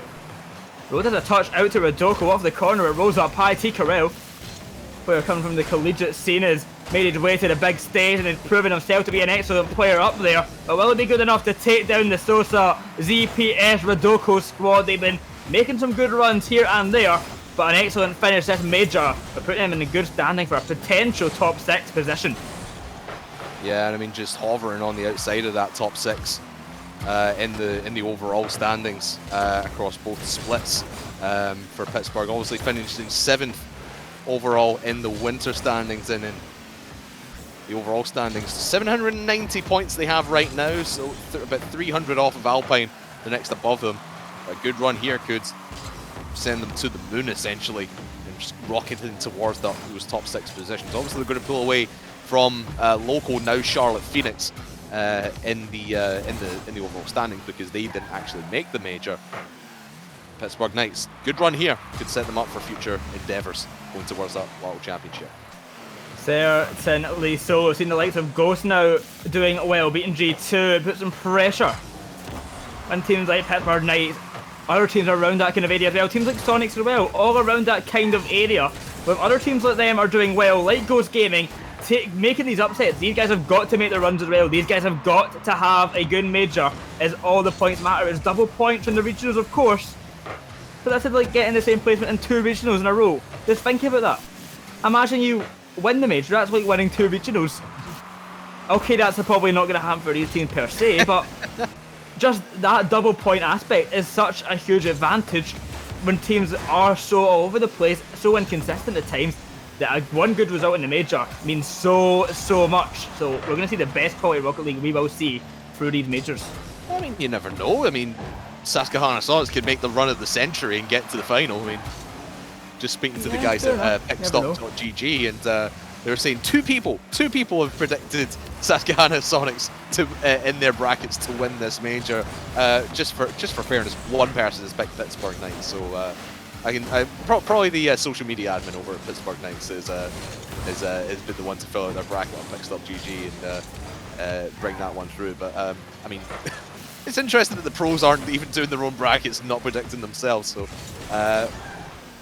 we'll see what happens. But fairly standard back and forth in this game. Not a lot really been happening. That's why we're waffling quite a bit. Still 0-0 as we're down to the last minute and a half. Oh my goodness! And after nothing for a good 3.5 minutes, the first goal of this series is an own goal. Well, we talked about nothing happening. Something finally happened. It was an own goal, but it happened at least 90 seconds on the clock, and Pittburgh Knights fight their way back after a lull of a game so far. But one huge error is what had caused them a deficit, and TKRL going to keep control. Trying to make it 2 right off the kickoff. Well, we helped back by ZPS, but going upfield, trying to get a touch on a ground pinch. Will not fall past Rodas though. Good bump on Rodoko. Shockheads up to the corner, taking the low, dribbling away. 5-1. Off to the side of ZPS once more, bringing it back in centre of the back wall, dropping down towards Rodoko. Can he challenge Shock in time? Off to the side, Rodas racing for the ball, out to the midfield. ZPS trying to find something good past the Sosa. This shot not good enough. TKRL ready for the clear away. And Sonics hold on with their 1-goal lead for the time being, but it's getting close for Knights. The pace picking up, but can they find something? It looks like a no at the moment, Crafters. Yeah, right now Pittburgh are fighting with everything they can to get through, much like Ghostware. Oh, is that going to go in from Rodoko? Oh, Sosa just pinching it back in, and that was probably the best chance that the Knights have had in this game so far here. The Sonics still holding on to their, some might say, lucky 1-goal lead off the own goal from ZPS. Look at this from ZPS, upfield towards Sosa. Shock will cut it out, and now Rodoko will set up maybe one last chance with 15 seconds to go. 10 seconds and counting. DPS, a last-ditch effort. Huge pinch. It could be a chance for a pass to Rodoko. The shot goes wide. Is there a follow-up from Sosa? Not good enough. And Rodas will let that touch the ground. And Sonics take game 1 after some nail-biting attempts from Pittburgh Knights. They just did not find the back of the net at the end of the game. Yeah, and it was, like I said, just a fairly boring back and forth for most of it there. And Sonics just end up taking the win. Let's have a look at the advanced stats here on the Rocket RB. 60% domination from the Pittburgh Knights in that blue half of the field. And you felt most of the time that Knights did have fair control of the ball here, Boyle. But Sonics just, those 3 saves from Shock were just enough to cling on and keep themselves going in this one. But, oh man, it's just sloppy Rocket League, really, from both teams. And I really want to see them tighten up the screws a little bit going into game number 2. I mean, hey, it's the major. You want to bring your A game and start pushing towards that top 6, and getting a good run here is going to do that for you, especially if you're Pittburgh Knights, because you want to stay in contention for that top 6 to get to the World Championship, have a good run in spring. The performance like that in game number 1, it's not what we need to see from Pittburgh right now. But we'll see how Sonics fight back and see if they can hold on to this series lead. I will say the defense of both of these teams that the pace definitely did pick up in the latter half of the game. As after that own goal was scored, things did start to pick up as the desperation came into fruition. But Pittburgh Knights learned a valuable lesson there. It's not that easy to score against the Soniqs. They've got to do more. And they've got to do it faster. They can't just sit around and wait for a mistake to happen. They've got to be proactive in their attack, and they've got to cause the mistakes if they want to win. But, Rafters, they also have to not own goals. They want to have a chance at winning it as well. And with a new game, a clean slate is where they lie. Can a new situation occur where they take an early lead? Or will Soniqs keep their, not even dominant fashion, but control in their own half? That's what they've done so well. They've controlled the ball in their half. They may lose it later on in the pitch as it goes kind of to the other 2/3 of the field, but in their section, where they're in defence struggling most, well, they're not struggling. They are in full control, not a worry in the world. Yeah, and just the contested balls rather that Pittburgh Knights are starting to go for are just a little bit too sloppy, and they're losing these challenges most of the time. Look, T-Corral was in a awkward position bringing that ball across the face of the midfield. Now Roldes towards that top left corner. Super sub gets his first on the board. But yeah, the positioning from Pittburgh Knights has just been very, very poor. Sosa has no idea where he's going here, and Roldes can just put this in wherever he likes and get the first on the board here in game number 2. Shock bullying the Pittburgh Knights roster with the demo, with the bump attempt as well. Taking them all out, making it uncomfortable for him to make those saves, and it puts Soniqs in a 1-0 lead once again. But can they expand upon it? It's shot with a flip reset, looking to do it. He misses his touch, a close attempt on the left, but ZPS in the counter. A flip reset, if you don't often wave to have taken on the save. It's back in centre. Oh, ZPS wants to play, and he's showing off his mechanics well. Couldn't find the goal just there, but certainly a close attempt. That was disgusting from ZPS, but you need to find the back of the net if you pull out plays like that. And I mean, like we're saying, Pittburgh were in control for most of game number 1, and they've been really in control for most of game number 2, bar a couple of awkward positioning plays that have allowed the Soniqs to come upfield. But if you're in control most of the time, you've really got to show that on the scoreboard. And right now, a 1-0 defeat in game number 1 and a 1-0 deficit here in game number 2 is not showing that. You need to get this shooting accuracy up and start putting a lot of pressure, more pressure onto Soniqs, because I think if the Soniqs have this ball in their own half of the field a lot more often, they're going to start struggling, because you can see the awkward style of play that both teams are starting to go for. Although Soniqs now starting to find their groove a little bit, and now T-Corral teeing up Shock there. But Pittburgh able to take this one away, but it's got to be a much tougher downfield presence from Pittburgh. Adolfo chasing that ball. Well, bring it in centre. ZPS misses out. Roldes knock up field over to Sosa. Turning on it, Shock will get a piece of it back in centre. Dangerous for the Knights. They've got to get a move on. It's Rodoko to the back book. Can he get the follow-up touch? No, he can't. But the ball will be scored by Sosa nonetheless. A game tied up. And back in action is Pittburgh Knights as they have a chance once again to make it a 1-1 series. And that kind of play can light a fire in any team, and that's got to be the fire in the belly for Pittburgh Knights now. As we go into the final stage of this one, 1 minute 45 left here.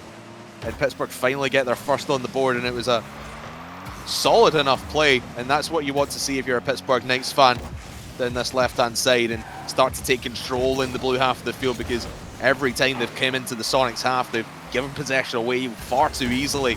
Need to have some more consistent pressure as Shock takes that one away, and now ZPS holding this midfield a la G2 as we saw in the Ghost game. At 1 minute 20 still to go, and Pittburgh starting to roll. T-Corral looking for a pass into centre. Will be denied by Sosa. Off to the corner he will go. The pinch attempt will be denied. Roldes on the ball once more. No boost in the tank. Rodoko advancing upfield. The ball set up high for ZPS to get a piece of it. Met by T-Corral. Down to Roldes. Chances starting to develop for the Soniqs. The ball coming towards the centre. Roldes a dead with the net wide open. Oh, what a save from Sosa, keeping the team alive. 50 seconds on the clock. The score 1-1. Sosa doing everything he can to keep Pittburgh Knights in this game and the series. Sosa single-handedly keeping Pittburgh Knights competitive in this one, and still brings it down this left-hand side, and CPS can't get it past Roldes. But this is Pittburgh Knights now on top of things. The pressure that they have put up all series long is now starting to pay off for them. And they're starting to get a little bit better positioning on their side, and starting to give Soniqs a lot more to think about with 15 seconds to go. Soniqs looking for their second. Rolda's trying to touch it down. Shock takes the shot. ZPS blocks. 8 seconds to go. Pittburgh still trying to go back downfield. They do not want to go overtime because TKRL's here. Can't get it off the backboard. Down to Rolda's and Rodoko saves. Oh my goodness, Boyle. A final flash of offense from both teams, but we go to OT. Rodoko, the star man in the back line, 4 saves to his name. But can a goal be found for the Pittburgh Knights to tie up the series? The ball in front of net. Roden puts this up the post, but Sosa there to finish. 2-1 win for Knights, and they tie up the series in fraudulent fashion almost. But Rode is almost getting that save, but Sosa comes through and just finishes it off. It's the demo one to TKRL that just throws Roldas off just a little bit. He's expecting TKRL to get that, but boom, he gets taken out of the equation, and Pittburgh Knights get their first on the board. Heads up play but from the offense there from the Knights. 5 shots for ZPS. And he's made up for his own goal, I would say, in game number 1 here, Boyle. Hey, look at that, 50-50 in field domination stats. And like I look at the field domination stat a lot, and I looked at a lot in the G2 game as well. G2 had 60-odd% every single game in against Ghost, and they still ended up losing. Here, it's much more even because Soniqs are having their goal, Knights are having their goal, and it's more back and forth than I really would have expected. I thought Knights were just going to come and take this, but they've seemed quite weak in points. But that 4-save performance from Rodoko and that 5 shots performance from ZPS has really made a statement here, and Knights right back in the shot here. Right back in at Knights.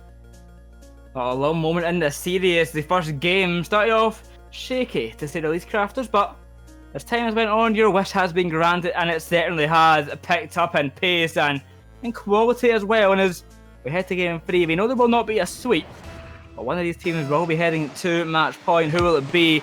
Soniqs or Knights? Your votes have been going in the chat, getting counted as well. The bets are on, the polls are closed.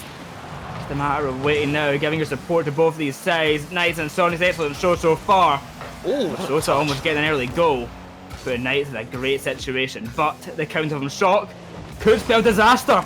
Oh! Reset. It's not even the freestyle finals, that's tomorrow, but Shock is here to play early. Oh, what a shock to the system it is for Pittburgh Knights. 22 seconds into this one, and Shock just shocks the world. Oh my goodness gracious me, I had to watch that back on the stream just to see it a third time. Oh my goodness. What a play by Shock, and I was going to give Sosa a lot of credit in this one so far for the Knights. He's been the real playmaker so far for me on that Pittburgh Knights team. He's been everywhere where Soniqs don't want him. But Shock, I think if Soniqs are going to end up winning this one, it's going to come down to the play of Shock, because he has been one heck of a problem for Pittburgh Knights throughout the course of this series so far. And I mean, when you look at the stats as well, he's the second highest shooter on the team, and but he's got the second highest goals as well. Excuse me. He's the average player, and I mean, you look at the stats, and really the average player, the guy in the middle, the second guy, he's the one you want to look at. He's the one who's going to be making all those plays, and for on the Soniqs, that's Shock. We see as well on the Sonic side, TKRL been a bit quiet so far this game, but not to kind of say it's an issue with him. I would just say it's more Shock and Road at doing so much at the moment. TKRL has not been needed with the role he's playing. He's playing that third man role, and it's a testament to his teammates. He's not having to defend, as he has such a good control of that midfield, of that offense as well. The TKRL could just sit back and relax, but a mistake in the touch. Oh. And giving that ball to ZPS, the game tied up. Losing control, and that touch is going to haunt TKRL there as it just bounces in slowly towards the net. Yeah, it was Sosa just coming over the top, just made TKRL have a double take at that one and not hit it into Sosa. Into Sosa, excuse me. That fake just faked him out big, and that has brought Pittburgh Knights right back into this one. And those are the kind of plays from Pittburgh that you want to see, the kind of just off time plays, the one you really don't expect to see from them. And look at this from Rodoko off the crossbar. Has he got a man in tow? Yes, he does. ZPS can't make the shot as Shock gets the block. Easy for me to say that 3 times fast. But now Soniqs looking... No, I'll pass on that. I'll pass on that. But now Soniqs wanting to transition back downfield, and this has really been a really weak point for them throughout this season. Really for both teams, the transition downfield, it's really not been a lot of midfield play. It's been back and forth. But the transition upfield for the Soniqs has really been lacking, because every time they transition back upfield, they just give the ball away so easily and can't get another shot off. So close to the Pittburgh Knights, almost advancing to that leading position as Rodoko tries to bring the ball in centre. Will be denied by T. Carell. Met by ZPS once more. Going to try and follow it, look for a bump on Rodas. Can't make it in time as he flies high to the sky. It's Sosa to Rodoko. Up high, he will go 50-50, brings the ball in centre. ZPS going for it to the backboard, keeping the pressure on for Pittburgh Knights. But can Sosa do anything with it? Not quite yet. There's the ball set up high. The clear will be found by Shock, dropping down to T. Carell. Chances for Pittburgh Knights having few and far between. When they come, they can be challenging. The Soniqs holding out for now in a one-apiece game. Oh, Sosa making his intent clear here for the Pittburgh Knights, and maybe for the last 30 to 40 seconds, it's been all Pittburgh down in the blue half of the field. Not just that pressure relief for the moment. Soniqs again just booming out of field and no one's following it. Kind of what we saw from Ghost earlier on today. You never know. Sosa, what are you doing? He's just going. Say, what is he? Like, he has no right to be there. He has no right to win that ball. He had 0 boost and he still wins it. But Shock right back to the other end of the field, and still a tie game here, boy. And really, you can't call it. Although, touchdown from Roldes. Second man can't make the shot. 60 seconds to go. Pittburgh back in control. Rodoko to the backboard. T. Carell misses his tuck. ZPS on top. Roldes can't save his man. And T. Carell, I don't want to call him out too badly, but that's 2 goals that I would almost put down at his fault for both of them. He needs to pick things up for this next game and the remainder of game number 3 as well. Yeah, I mean, T. Carell just came in with a lot more velocity than he was really expecting, and again, just Roldes gets caught out by it because T. Carell's coming down and he's expecting T. Carell to make that touch. And then Roldes all of a sudden finds himself as the third man, has to make that last play, and doesn't do so because he's not in a position to do so. But look at Shock right upfield. He don't care if T. Carell's making mistakes in the back line. He's making up for it upfield. 38 seconds to go. Tie game. A good pass from T. Carell to find his man. A top corner banger from Shock. Tying up this game. 40 seconds on the clock. I wouldn't be surprised to see an overtime for this game of a free crafter. But Shock, he wants to say otherwise. The bulldozer takes him out, and Shock will find himself a hat trick. 3-2 to Soniqs, and they have came all guns a-blazing to win this game. A big battering ram from Roldes opens up the net for Shock, and when he's got the ball in his car, you cannot stop him. Soniqs have been super quiet here in this game number 3. But finally they have started to make a statement of intent, and Shock has been the one to bring it to Pittburgh Knights. 23 seconds to go. Pittburgh need all they can muster if they want to get this into at least overtime. Clear away, going to be met by Roldes. Out to the side. Pittburgh Knights 10 seconds to score, 10 seconds to tie it up. It's Sosa centre, but great clear by T. Carell. One last chance for Rodoko on the 0-second mark. He can't get it past Roldes and all the way back. Sosa does catch it, but the ball does fall, and Soniqs send themselves to match point. And who would have thought that after the performance really that both teams were putting in the first couple of games? I thought that first game was just really an anomaly, and it was obviously that one own goal from ZPS that swung the tide. But and then Knights battling back in game number 2. But here in game number 3, Knights had a lot of control.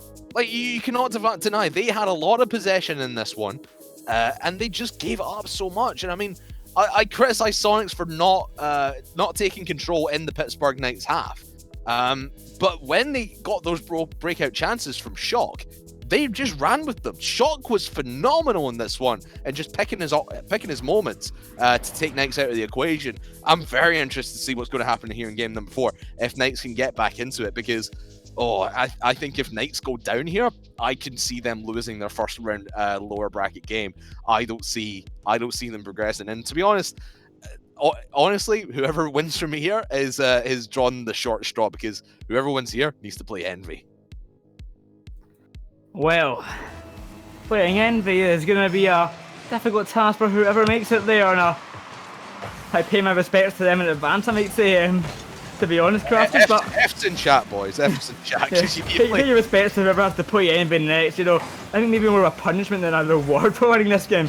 But nonetheless, they'll be fighting for whatever they can get, and any win is a good situation as well if they do lose to Envy, which isn't a guarantee, to be fair. They could get the upset. They will, of course, get, in theory, an easier team in the lower brackets. So, and also for Glory as well, they'll be fighting hard. They want to win. Nobody wants to lose. The Sonics and Knights, they've got a lot of fighting to do. And I mean, we talked about it with Ghost, in the Ghost G2 game. That the winner of that is playing, now Ghost is now going to play Space Station. And really, when you go against these top 4 teams in the early rounds of a bracket, that is when you want to prove yourself. At least say you might not necessarily need to win the game, but at least to prove you can go toe-to-toe with them. If whoever wins here can take Envy to game 5, watch out, because they're going to be a tough team to take on later down the line. Sosa, the clear away, met by T. Carell. Rhodes tapping that to the ceiling. Downfield, it will go from Shock. T. Carell bulldozing now, taking inspiration from his ex-coach, now teammate Rhodes. It will not work out just yet, and now the scoreline remains. The Susquehanna Sonics going to try and take this one home, try and find this goal, take the series here. Pittburgh Knights holding on well for the time being. Yeah, just holding on to this midfield yet again. And Sonics are spending a lot of time in their own half of the field, but Shock has been the one to break the mold of their defense. But like, off the backboard, just everything breaks down in the blink of an eye. ZPS has one shot onto net. And what I was going to say there, Boyho, was that Shock has been the one really to start to break the mold of the defense. When Sonics have got settled into their defensive roles, they tend to stay there until Shock gets that breakout play. And I think, like I mentioned, if Sonics are going to win this one, it's going to come down to the play of Shock. The ball tapped up high. Redoko downfield. Shock past one. Rhodes to follow. The shot is on target, but what a save from Sosa. Keeping that one out, keeping Pittburgh Knights alive. Half the game left to go, and the game remains 0-0. Oh, look at Shock trying to make it 1-0. Can't get the angle off the backboard. Now this is the time for Sonics to start to rally. Look at Shock painting that top left corner and gets the first one on the board for the Sonics. And now they are just under 2.5 minutes to go for a date with Destiny with Envy. And it might be a shock to the system for Pittburgh Knights to go down to the lower bracket this early. 1-0 Sonics. If they can hold on to this lead, they will move to the next round and send the Pittburgh Knights to the lower. The battle of the locations, which one will reign superior? Redoko keeping Pittburgh alive, finding one to tie up the game. And Sosa and Redoko, I said Shock was going to be the factor on Sonics to win. Redoko and Sosa are going to be the factor on Pittburgh Knights if they can get their passing plays off just like that. That is going to be the reason if Pittburgh Knights win this series eventually. They have to take it to game 5, and I think Redoko and Sosa are starting to figure that out. ZPS has just been a non-factor in my opinion, to be quite honest with you. An own goal and a couple of lackluster plays, but Redoko and Sosa have been the two main guys on Pittburgh, and they need to step up if they want to take this game number 4 and force game 5. Tika Rail, take the ball upfield. Went for a touch on it, going with the dribble, fakes out ZPS, the ball comes up high, over to Shot. A chance to bring this game back into Sonic's favour, in comes centre, the touch, saved by ZPS on the line. What a defensive masterclass from him right there. Will they keep surviving though? 90 seconds on the clock, clear from Redoko, upfield he's trying to go, but T. Carell said no. Sosa, the clear to the side, over to Redoko, he misses his touch, it's Rhodes to take things slow. ZPS will challenge. And a clear out to the side. 1 minute on the clock.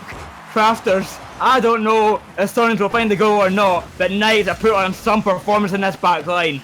Well, the speed has been turned up to 11 here. Both teams going ham for it. And they know they do not want to go to overtime, both teams. They want to get it done in regulation. And this is Pittburgh Knights' opportunity to try and make that happen and force that game number 5. Rzoko gets the pass from ZPS.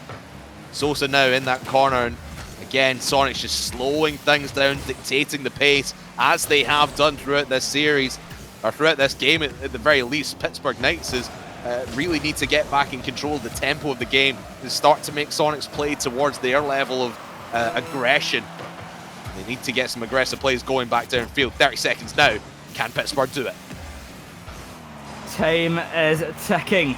20 seconds and overtime looking possible, but TKRL and Shock might just say no. They go high. The ball comes centre. It's Super Sonics to find the goal. Make it 2-1. 12 seconds left. Is that it, Crafters? And who is it there to make the play to set up Roldes? It is Shock. Wonderful play off the backboards and sets up Roldes with 12 seconds to go. Pittburgh Knights need to go quick, but they had to win that kickoff. They did not. Roldes will just play this into the corner to try and bleed this clock dry. One final upfield pass from Sosa towards net. Rodoko's there. Can he keep it up? Golden save by Shock. Oh, denies Knights the wondrous 0-second goal to send us to game 5, but it's over in 4. Soniqs take the win. Soniqs go on to envy Pittburgh Knights in the lower bracket. Shock keep them alive, but it could not have been done without super sub Roldes. He's a coach, he's a player, he's a sub. He's done it all, and he's still top of his game. Susquehanna Soniqs move to the next round. Those Pittburgh Knights fall to the lower bracket. Oh my goodness, it was very close, to be quite honest with you, and I thought coming into this, like I said, Knights were just going to roll over Soniqs, but the Soniqs and their super sub of Roldes, as you said, have just been phenomenal. Yes, there was a couple of mistakes in there from TKRL. I imagine they'll get those sorted before they go on and play Envy, and I believe that game is going to be coming up fairly soon. So they need to get ready for Envy, but Knights, they're going to be playing the loser of the game we're going to have on stream next in NRG versus version 1, which is one heck of a matchup in itself, Boyo. An exciting matchup. I'll be keeping my eye on it, certainly so, and I think yours all should as well, so be sure to stick around. The next match is going to be a great one. It's NRG. You all love them. You all know them. They'll be facing version 1. We will see you with that match after the break.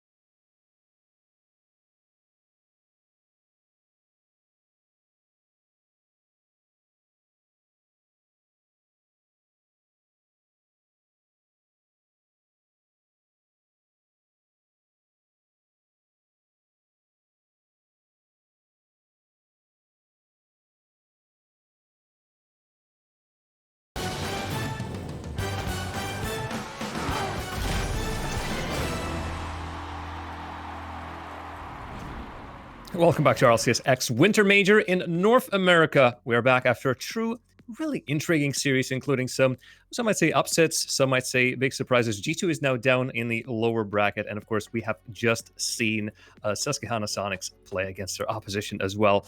My goodness, our league. This, though, what we have right now on our hands is the biggie. In many ways, not only because NRG is playing, and I'm pretty sure the droves of NRG fans are rushing to take their seats right now, but also because this is a little bit of a rivalry matchup. That guy, Squishy Muffins, you might have heard of him, is now playing against his old team. It is the Muffins Derby, and I've been waiting so long. As soon as I knew that we were going to get the NRG match today, Jam, I was hoping that we would see this play out, and so it has come to pass. NRG still very much a titan of the NA game. Version 1, of course, previously Cloud9, very much a bit of a fallen giant as things currently stand. Not to say that they haven't had their peaks necessarily, but as a duo, Gimmick and Torment definitely been struggling without that talismanic figure of Squishy Muffins. Well, nothing they can do. And of course, Squishy himself has replaced that Titan in the form of Turbo Pulsa, who is, as you all know, is currently trying to go for that, most likely the 5th World Championship title with Team Envy. And I wouldn't be surprised if he actually gets it. So for version 1, this is going to be an incredibly tough matchup. As it stands, they are up against the team that has an incredibly impressive result against them right now. As far as I know, this is 8-2 in series and something like 30-10 in games. Those are the last 10 or so results between these teams. Yes, version 1 has been able to defeat their opposition on occasion here or there, but are like, you know what the most frequent score is between those two teams? That's 3-0 to NRG. Yeah, and I think it speaks a lot to the strengths of NRG and the weaknesses of version 1. NRG, this all-out attacking outfit, and why not as well when you've got Justin and Squishy and Garrett G on your team. Of course, you're going to want to make the most of that. And certainly the old, I think Cheese used to call it the vanilla ice cream style of gameplay that Cloud9 used to great effect back in the day, back in Season 6, back in Season 7. It's kind of, to play on the pun again, melted away. You know, we got the current meta where there's a lot more reliance on everyone in a rotational style of Rocket League, and it's something that Gimmick and Torment, basically a striker and an anchor player, they've struggled to come to terms with, and especially with the turbulence of losing Squishy.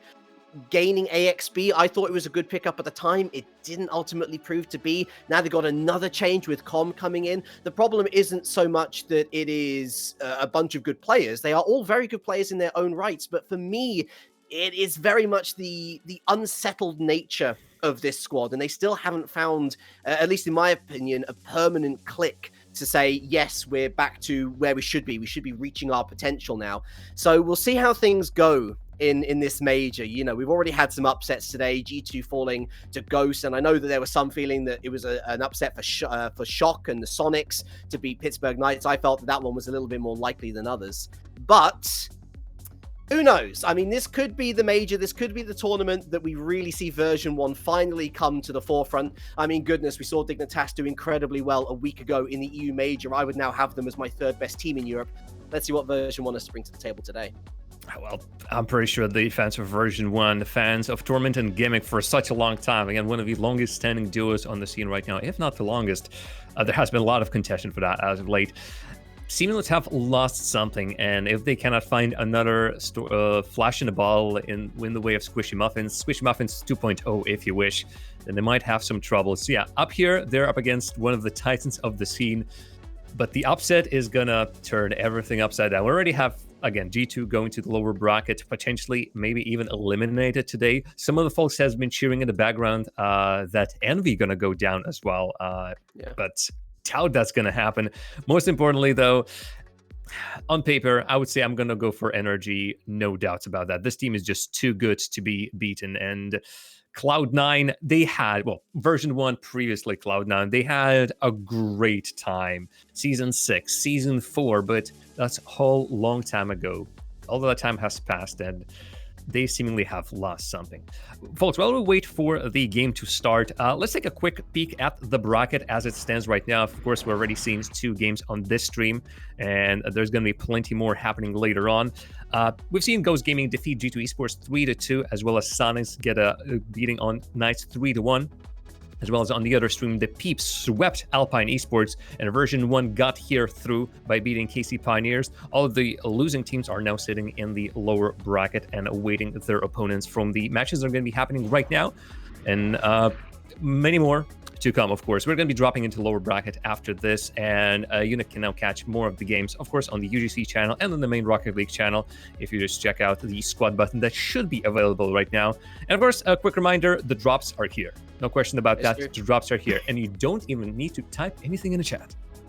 And the best news is that if you are watching in squad mode and if you switch between the different streams, then hey, your progress is going to continue over between the streams. And so that's a nice addition, I think, for us here at Rocket League, and thanks to Twitch as well for basically making these drops a little bit fairer. You know, you at least know that, hey, you put the work in, you're going to get the item. So good news for everyone all around. And hopefully we've got good news in store in regards to this series as well.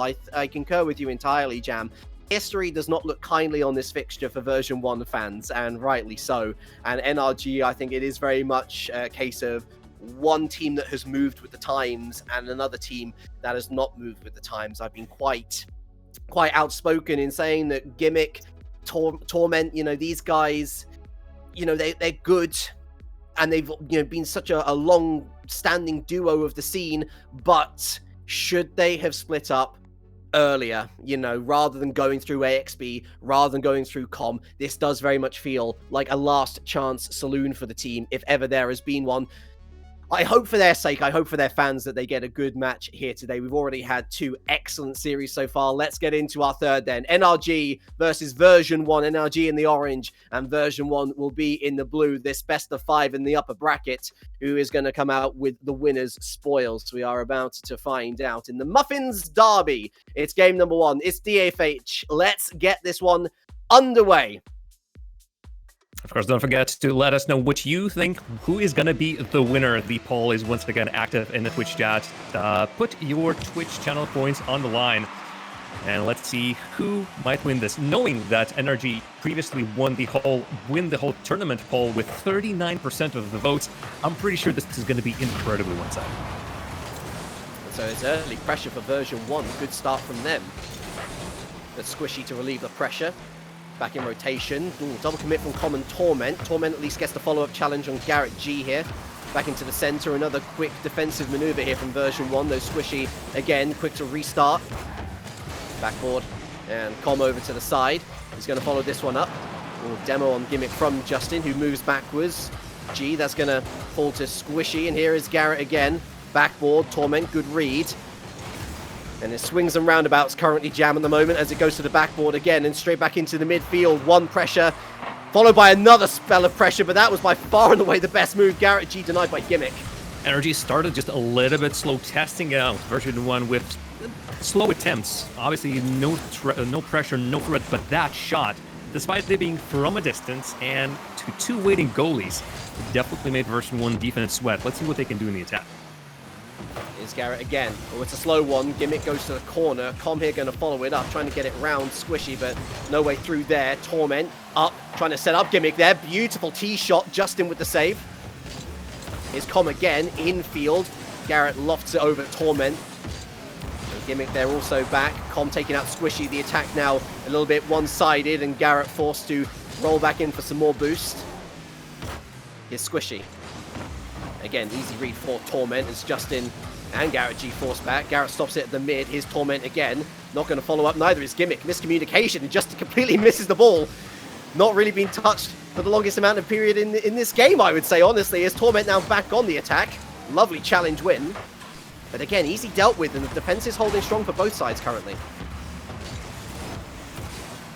Still at a 0-0, but it feels like the storm is just brewing, and we are seconds away from a breakthrough, a proper breakthrough. Not just one goal, but several going in. Obviously, it is NRG currently showing just a little bit more of offensive prowess, so to speak. And they definitely want this more. I do not see them really dropping the pressure. I can only see them increasing it from minute to minute. NRG showing a lot of respect to version 1 here, that's for sure. Com taking out Justin, no respect there at all. Version 1 probably with the most gain out of this lineup, as here goes Com. Oh, round 1. And it sets up nicely for Torment, a little bit too wide in the end. Squishy up first though, and back into the midfield, still 0-0 passing half-time. Squishy in field again, but Garrett G forced back, as is Justin. Been quiet so far, Justin, apart from a couple of saves here and there. It's Torment. And now Squishy. Not much boost in that wagon though, and it's Comms to take. Torment towards net, looking for the double tap. Torment down! Torment scores! Version 1 go ahead! The perfect kind of goal in this situation, perfect kind of shot in this situation as well. Brilliant control, brilliant touch, and in the end, just that bouncer makes everyone on the defensive energy, Garrett and Justin alike, guess where that's gonna go. This goes against the tide of the game, I feel like. NRG, a little bit more threat, but then again, they were never really at the edge of something really tremendous and dramatic. For the most part, NRG was just lobbing the balls at Version. Version roughly doing the same, but this time, since they got a backboard control and got touch, they're the ones to get the first goal. Yeah, that Garrett G long shot, really the best opportunity for NRG so far, being very quiet in the final third, and this is where I'm going to give plenty of credit to version 1 here. I think that all of their offensive drives have looked a lot more dangerous actually over the course of the 3.5 minutes that we've played so far, and it has paid off with a lovely double tap goal from Torment. Here he is again, looking for the redirect, and he's closed down. Com back into the area, and that's going to be Justin's to deal with. Lovely pass off to Squishy, but again, little boost. Justin maybe looking for demos. It's Squishy on his own far post, and trying to squeeze it in far post was Justin. Forced back again. Here's Garrett G, top of the box. Again, Torment waiting on that backboard, but Gimmick gets there first. Justin going to be first to the scene now, though. Pops it up. Gimmick at least helps it on its way. And Torment, again, great defense. And there's Gimmick again, basically clearing out of his own defensive half. This is great defense and great offensive pressure from version 1. Looking like the better side for me, to be honest, Jam. Honestly, I'm getting convinced quite quickly, both by the version 1 play and both by what you're saying, Arlie. It seems that version 1 right now have the players all in the right spots, and NRG just can't find that opening. Oh, Torment, he will have to make that save pretty quickly. But he has now the boost, has the positioning. Look at how quickly he immediately covers the backboard, knowing that his teammates aren't able to do so, and expecting that NRG most likely are going to put more pressure by putting the ball exactly where he is. He would not need it in the end, but the thoughtfulness of his rotation is on display. It's very slow possession-based play here from NRG, and that was almost it was ending up a crucial mistake here. Look at this complete mistouch from Justin. Ends up going backwards, almost perfectly sets up Gimmick, but for a wonder save from Squishy. Com on the same wavelength, though, follows it up with a Shadow Strike, and that is version 1's game 1. I would love to see that touch from Justin, but in the other direction, alas, he signs the death sentence for NRG in the first game. Nothing to cry about just yet. This is a best of 5. There's still plenty of chances for NRG to do something. But the fact that version 1 were able to keep NRG scoreless, I might be speaking too soon. These guys might just spring out a goal out of nowhere. Now I know for sure that this is a 2-0, and honestly, again, as I said, initially I thought, okay, NRG in a very equal battle seemed to have a slight upper hand, definitely. In version 1, just shooting back and never really having a dangerous moment.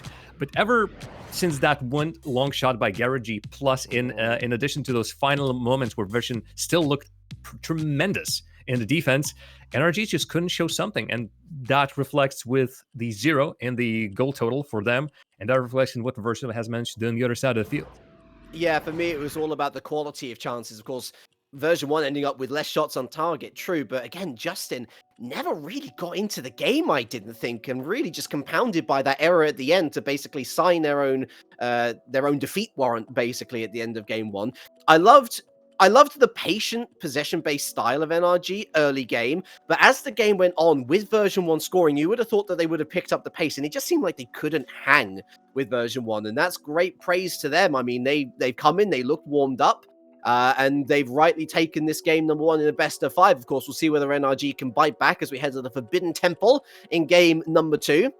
Honestly, I wouldn't be surprised to see more of the same from version 1, though. They've got a lead. They've got a rare chance to get a victory over NRG here. They're not going to let that one spurn. And as you said, the NRG were not looking as pacey. Justin had to be bumped over there because he was running free after the kickoff.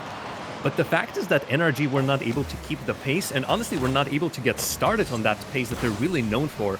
Incredibly surprising for me. So here, well, version 1 do not really need to change much.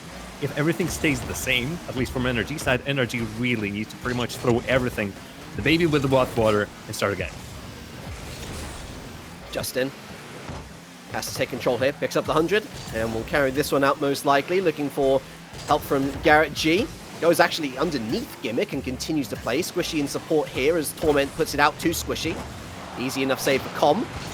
And Torment relieves the pressure with a demo on Garrett. And now it's 2v1 for Justin. Com goes for the straight shot, and Justin makes the save that he needed to make. Squishy into the midfield. That's decent enough clearance. But here's Com with plenty of boost. He's bumped out the way, though. And a much necessary boost that was as well. Not necessary boost, a much needed bump that was, with much needed boost as well to be taken. Ultimately, it's another midfield scrap so far in game number 2. Who's going to get the breakthrough first? We might be here for a long time. 2 players, though. Careful. Torment had no chance of making any kind of save. Thankfully, had Gimmick for him.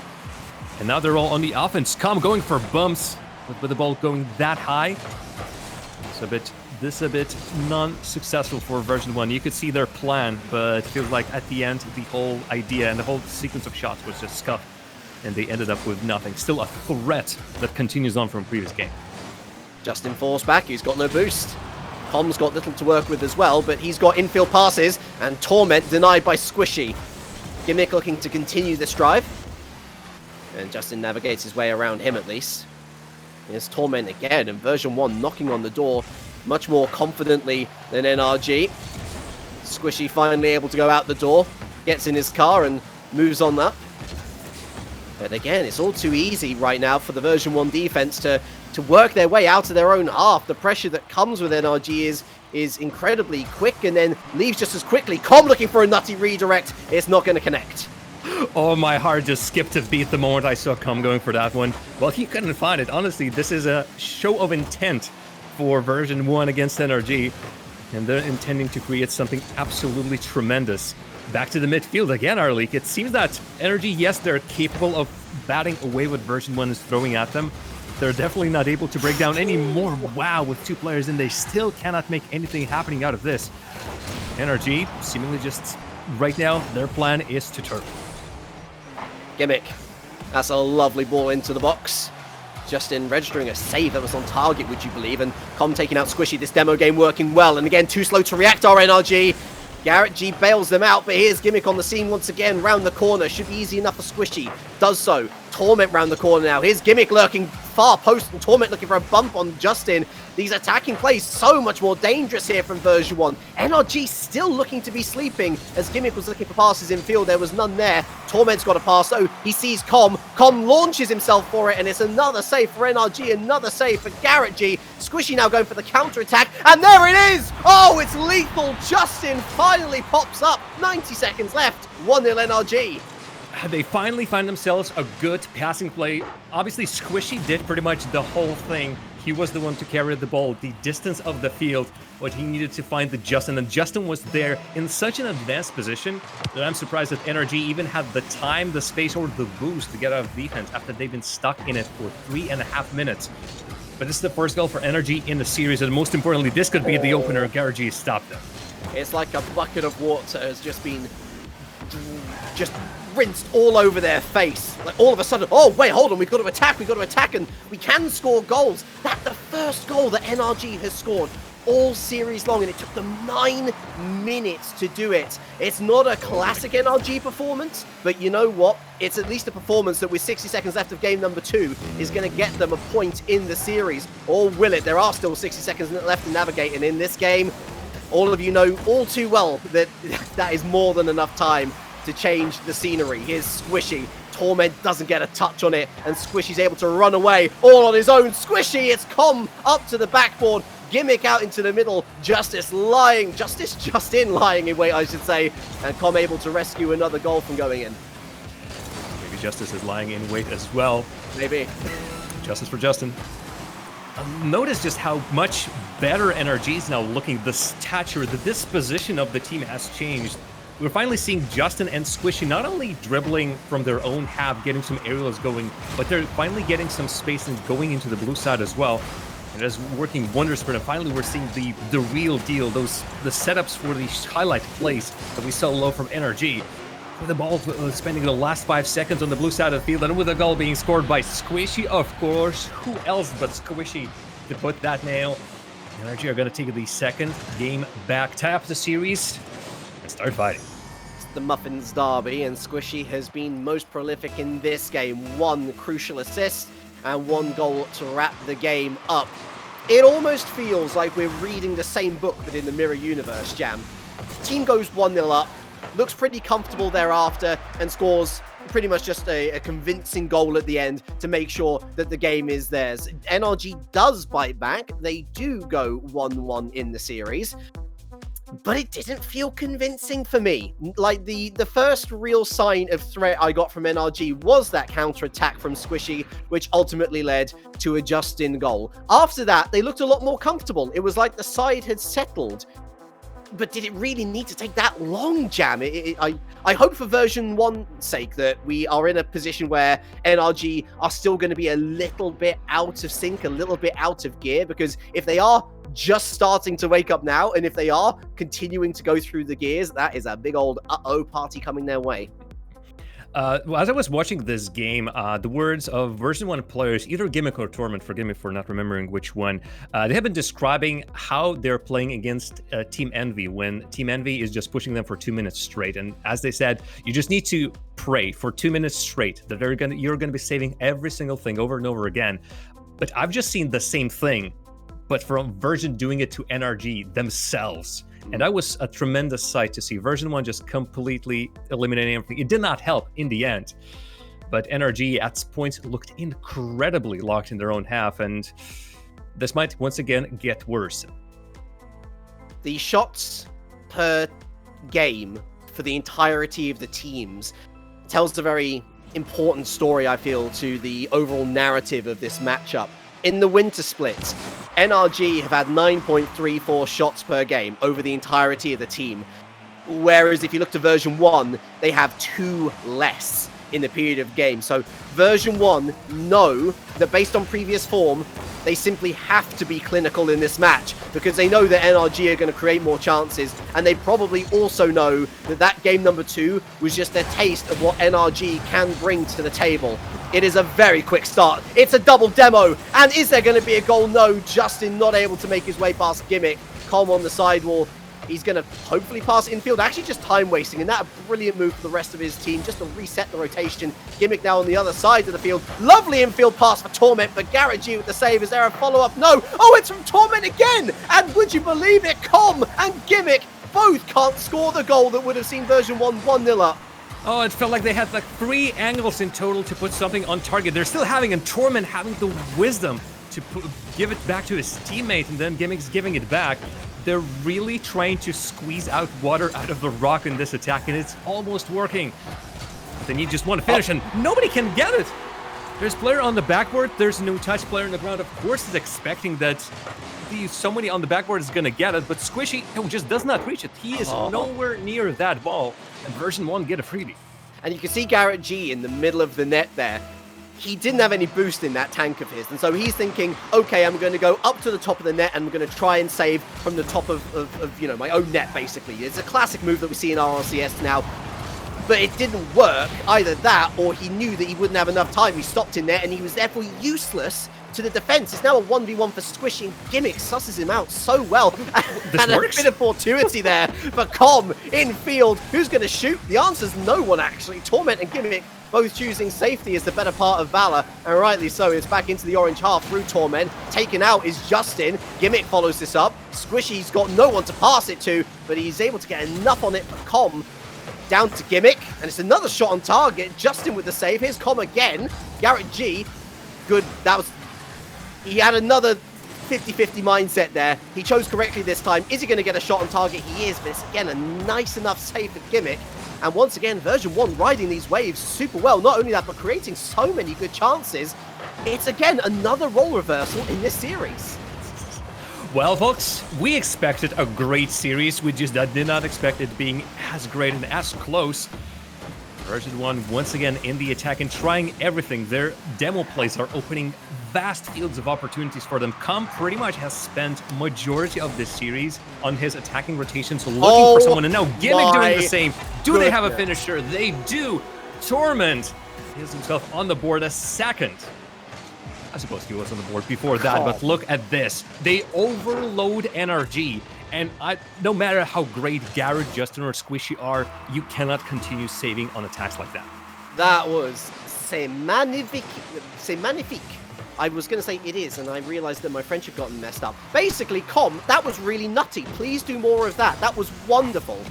Opening up basically a free pass into the net for Torment. Double commits abound for NRG. And again, 2-0 down, and Garrett G now reduced to basically trying to doink it towards the blue net just to get some clearance for themselves. It's another demo from Gimmick onto Justin, and version 1 ruling the roost right now. Com in field, Gimmick, they're so close. Oh, and this might go all the way. Wow, Torment with a last-ditch save off the line to prevent a freak goal, for the goal that NRG are desperate for. This was not the first pinch that has been in this game. Gimmick gets a perfect pass. So both teams are already pretty well aware that sometimes one freak accident can get you in the back like a dagger. This time nobody was hurt. NRG would love to get anything, a free goal, an easy goal, anything. But it's just not working, especially since many of their chances are just being cut off. This is a perfect idea. Nobody was in their way. Nobody was contesting that pinch. And yet, it didn't even reach the net.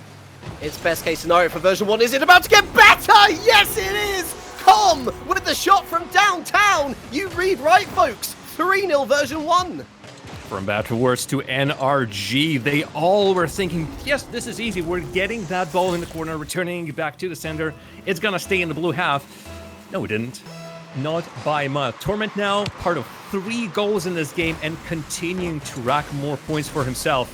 Justin, G, Squishy, nope, they just do not care. Or will they? They might in a second. But a great defensive line, a wall of defenders, keeps versions 1 net empty. The gonads on Com, by the way. Just casually waiting out Garrett G, letting him commit to a challenge and completely missing the ball. Here he is again. He's going to be incensed by that, surely. But again, so easy. For the version 1 defense, it's Torment near post, and it's Com and Gimmick combining to make it 4. Wow, I was expecting already a miracle on the first touch. It seemed like, yep, I would say Torment had Justin beat. It wasn't an immediate goal. But the moment Justin cannot do a definitive touch on that save, all hell breaks loose. And with version 1 so eager to get more on board, of course we're gonna see yet another goal. NRG, you need more water? We can splash some more water in your face because it's too late to wake up. Right now it's time to act. 4-0, you might see a pretty rare occasion of version 1 getting a win over NRG. No F-150s here on the field, of course. A reminder that this broadcast driven to you by Ford. And what a driven performance this has been from version 1. It was a bit of a strange game 1 where NRG looked asleep. It was a bit of a strange game 2 where they looked to finally wake up, but turns out that they didn't wake up at all. Is this 1 division? Because, well, they look stuck in a nightmare. It's 4-0. Is it going to be 5? There's one for the road. Oh my goodness. Obviously, this is now a match point for version 1.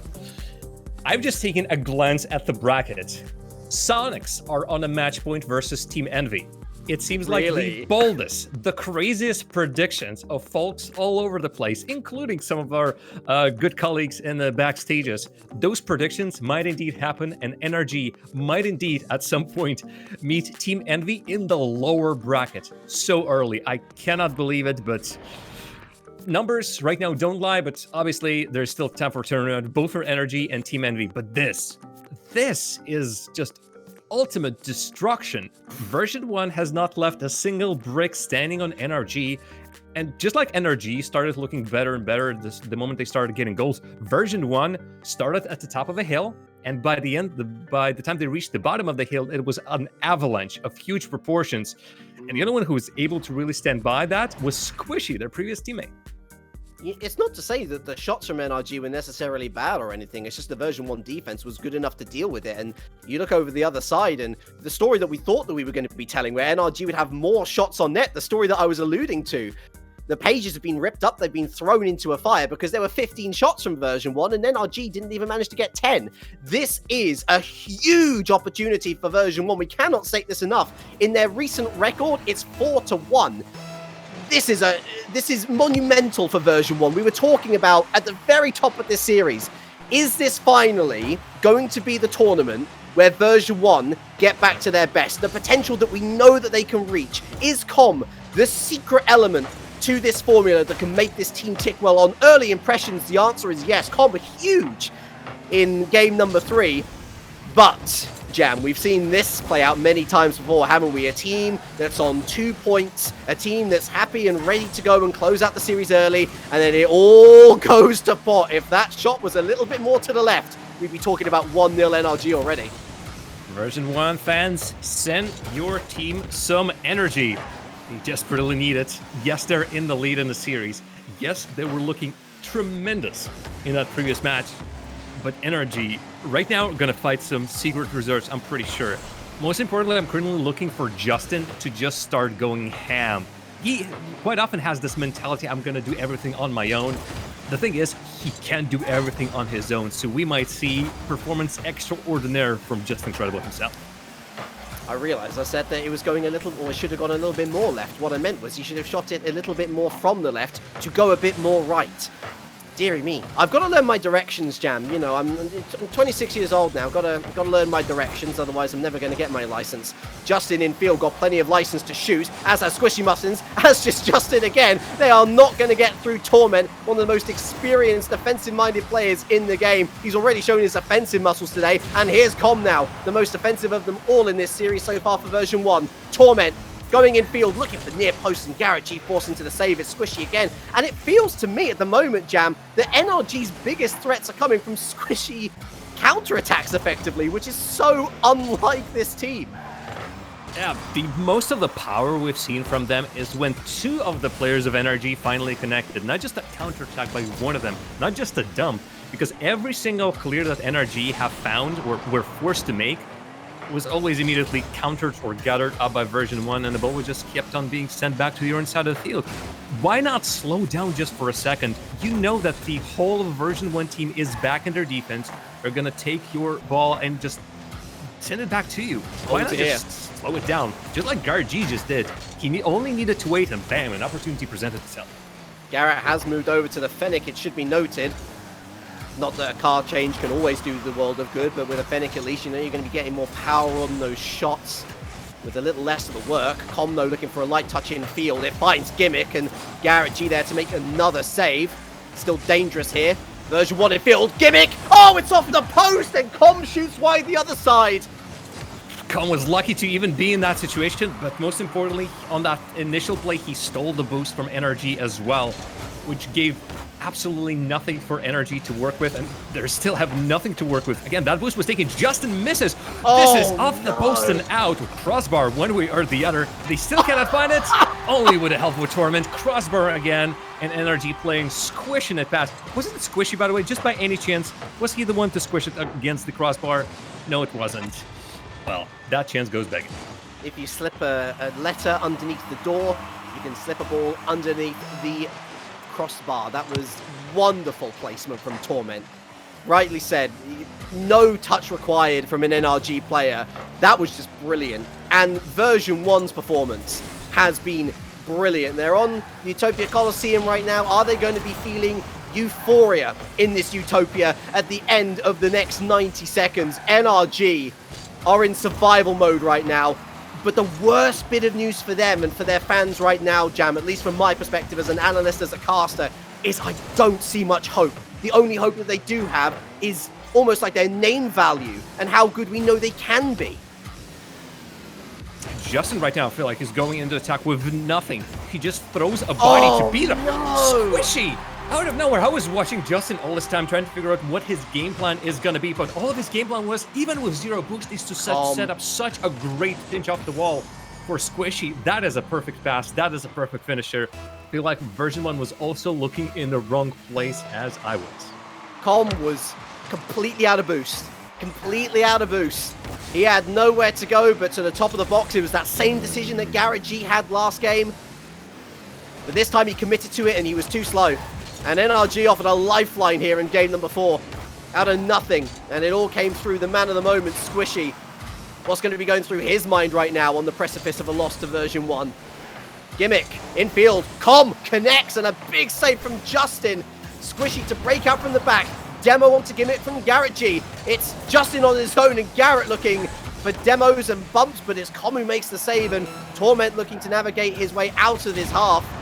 It's another demo onto Gimmick from Garrett G, but Torment with a lovely flick over. It's 1v1 for Torment. It's round the corner and he's not going to beat out Justin. Here's Gimmick, top of the box, down to the backboard, but Squishy again, able to make his way into the blue half on his own, not with much support. He wins a 50 on his own, but it's left to Torment. Are we going to be going to overtime in game number 4?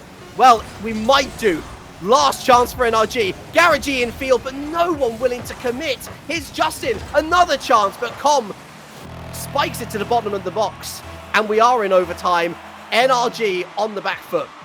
One goal can send NRG down to the lower bracket, a place that they rarely find themselves. But just one goal from version 1 can make it a reality. Obviously, both of the teams, teeth bared, face, I would say just bloodied by this point. This has been a real fight. And it feels like NRG have finally figured out to wait, first of all, to get into the blue side of the field, and at the same time, second, I decided to give Com a second. He almost did not disappoint.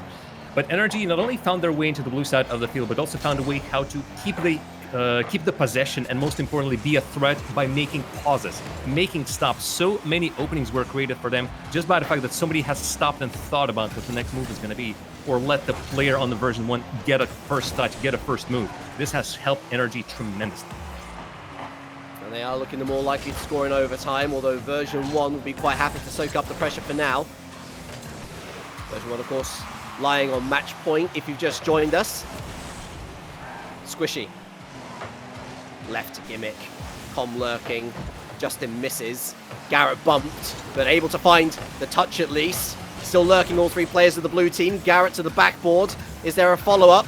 Yes! Oh, and Squishy, it's that man again! We go to game 5, and it's beautiful placement from the man of the moment. Garrett G was fighting with Gimmick, and that little boost battle, just rotation battle in the corner, has distracted everyone from the exact enemy. That enemy was Squishy following the play back. Again, bravo to Garrett G to even set up that pass in the first place. Garrett G find themselves a good opening in a counterattack and make this into a game 5. Because of course they do. Because of course this needs to be excited. Now, the only thing that's missing is for Justin to go ballistic. For Justin to be a 3-0, a hat trick in the first minute kind of person. Wouldn't be surprised if he comes out right now when his team needs him the most. Jam, it goes back to that game 2 breakdown that we had for me. The fact of the matter is that both Justin and Garrett G have been pretty quiet throughout the entirety of the series. They've been there, of course, they provided assists for both of the Squishy goals, but I look at the NRG effort right now, and it's all Squishy. He's the one breaking out from the back, he's the one making the assists, or he's the one scoring the goals. If Justin and Garrett G lift themselves to the level which we know they're capable of, then version 1 should be very scared. But version 1 was scared after game 2 potentially, and they were able to just completely wipe the floor with NRG in that game. We go to Champions Field, we go to game 5, and if the nerves have ever been higher for version 1, then, well, here we are. Here's a great scenario for you. You could beat NRG, but you've got to do it in the next 5 minutes, plus potential added time. Version 1 versus NRG, let's hear who you think will win in chat. Personally, I'm not entirely sure, because on the basis of gameplay, surely version 1 the favourites. On the basis of, well, the paper that we get our stats from, surely NRG. I think NRG and their stats were important at the start of the series, but by this point it lives in its own little vacuum. So how it has been happening, honestly, there is still not a not an insignificant chance for version 1 to take this in the end. And thankfully, both majority of the players right now on the field are incredibly used to this Champions Field scenario. Some of them, of course, including the most scariest of the places, the grand finals on lands. Again, Justin comes to mind with Season 5 and his London tricks. He lost in the end. He definitely has learned from before that. Right now, he's just being angry somewhere on the ground, not helping him, not helping his team. But version 1 is holding on. Oh, for there the he last is again. strike. You can see there's players were just out of it. 1 down, 2 down. They were dragged from one side of the field to the other, and eventually NRG just had to find that up. Lovely pass. Direct pass from Garrett G. And Squishy does what Squishy does best. He makes a bad situation look like a very good situation, and version 1 are going to be hurting after that. They're going to have to show some real mettle. And Torment there winning not 1, not 2, but 3 challenges, and straight back at ya, says Com. 1-1. Okay, to beat 3, well, to beat just 1, Garrett G, I think, was the first one. Then to beat Justin in quick succession, Torment didn't even stop to think, he immediately acted. And then to set up his teammates past the last one. Tremendous play. This is what version 1 needs right now. A jack out of the box kind of play that puts them back in even footing. And got to give a lot of credit to Com. That was a high pressure situation. We've seen many a player shoot that one wide, and he managed to hold his nerve. And talking of nerves, what about NRG now? What about NRG now? Gimmick's on his own. It's 1v1 versus Squishy. No, it all gets a little bit complicated. And it's back to Torment at square one.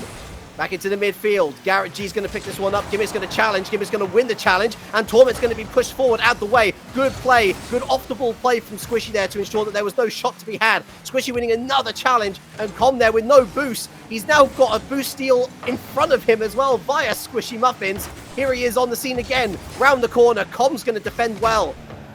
And he's just going to wait and allow his team to reset into the midfield. It's rather so-so from Justin as Torment moves forward now. Dangerous. And Squishy into the midfield. Gimmick forced back. Com forced back. And this is going to fall to Garrett G. It is. Looking for a nutty reset was Squishy. And again, version 1's defense holds. Everyone from version 1 immediately moving on to the attack. They know the risks. One missed touch and NRG are right there to collect on any place. And look at that. The defense wide open. Com, the only player remaining. He's already getting bumped out, getting out-pressured. And just trying to shadow Garrett G, but Garrett G removes the last obstacle for NRG.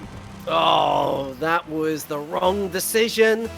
It's all too easy to be suckered in and to commit to a challenge earlier than you need to, but Com was all on his own. He needed to make that challenge for his team. Garrett G there winning a 50-50 and on a plate then for Squishy, back to NRG in the driver's seat. Garrett looking for the flick up over Gimmick.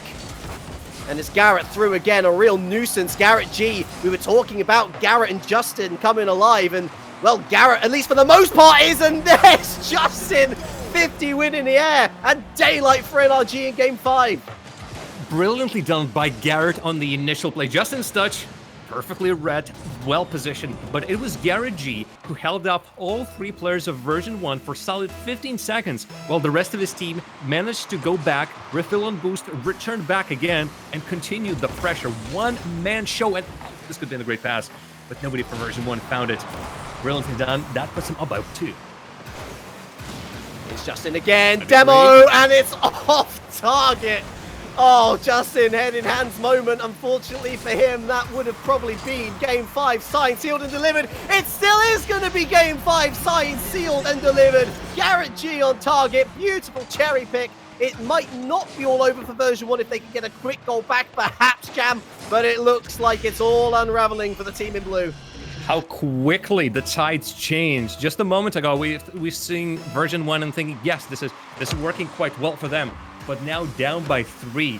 And honestly, things are not looking on the up and up for them by no means. It's NRG finally getting open looks, the openest looks they've had so far, and constantly converting on them, while it's version 1 now who cannot keep up with the pace with NRG, cannot find the right spots to play against them, who's just having an open season. Version 1 have to proverbially basically reach inside the letterbox now, and bring it back out again and say, no, we got the wrong address here. But with just 65 seconds left on the clock, that is a very, very tall order to get 3.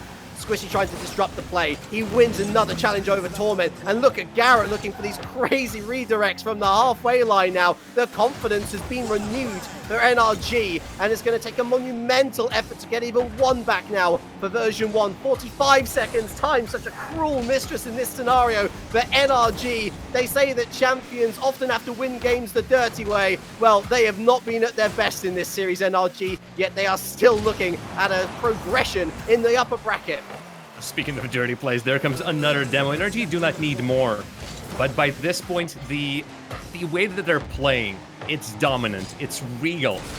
Momentum and the whole control of the game is with them right now, no doubts about that. And for version 1 to break this down in any way, with the time remaining, with the way this game has, with the way this game's back has been broken, there's no way for version 1 to do anything, despite how well this looked, despite the hopefuls and heads hung in horror, where previously NRG battled back and show that they're the champions through and through, because right here on Champions Field, they get 1 back over version 1. Do not let them do the upset. It is 2 sets of passionate fans in chat, but when push comes to shove, you know, when we get to game 5 and all the marbles are on the table, that's when you place your bets on NRG, and it shows. 11 shots on target to version 1's 3. Gimmick completely shut down in the midfield. Garrett G coming to life. Justin coming to life. It was the worst case scenario possible for version 1. And it just goes to show that even if you're having a good day at the office, Jam, it doesn't mean diddly squat in NA when you've got a team like this against you. I mean, it was right there at the marquee. NRG in big bold letters saying, yeah, this is who we are up against. These are the titles for every single one of these players. There's no other way around that. This is one of the best teams in North America. And despite us raising some eyebrows on the whole thing and asking how, what, why, they came in together in the end. And this game 5 was definitely one of the worst we've seen from version 1 today. For them, of course, today is not over just yet. They're dropping to the lower bracket. But for NRG, this is a quick reminder that it's only going to get harder from this point on. Their next opposition is going to be Space Station Gaming, who swept Ghost. And another result that I've been tracking pretty intently did not happen either. Our league, Team Envy, are still as strong as possible. As it stands, reverse sweep versus Soniqs. So that series was even crazier that we have just seen. The result, Rogue versus Peeps, is still in action. Peeps up against 1-0 versus their opposition. But we already know 3 out of 4 teams going into the winners semifinals.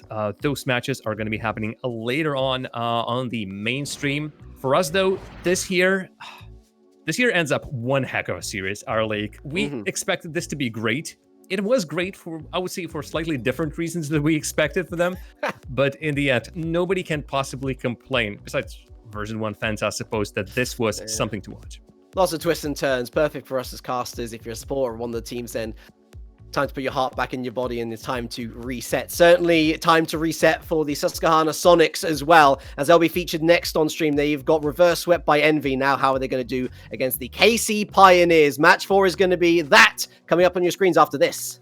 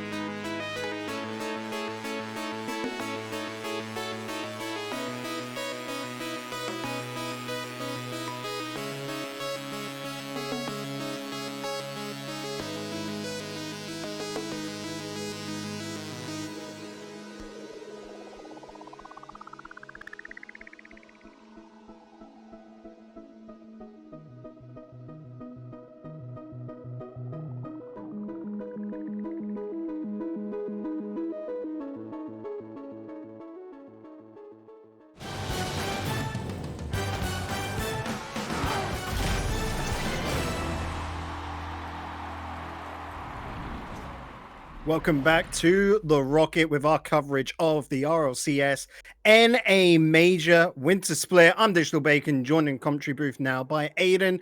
Aiden, my dude, today has been real topsy-turvy so far, but in the end, the teams we did expect to win came out on top. I mean, just straight up there, coming on through. We really thought version 1 were going to be able to take it to NRG. NRG looking a little bit shaky, should we say, but version 1 coming out, unfortunately, in the end, with the disadvantage as they move into the lower bracket.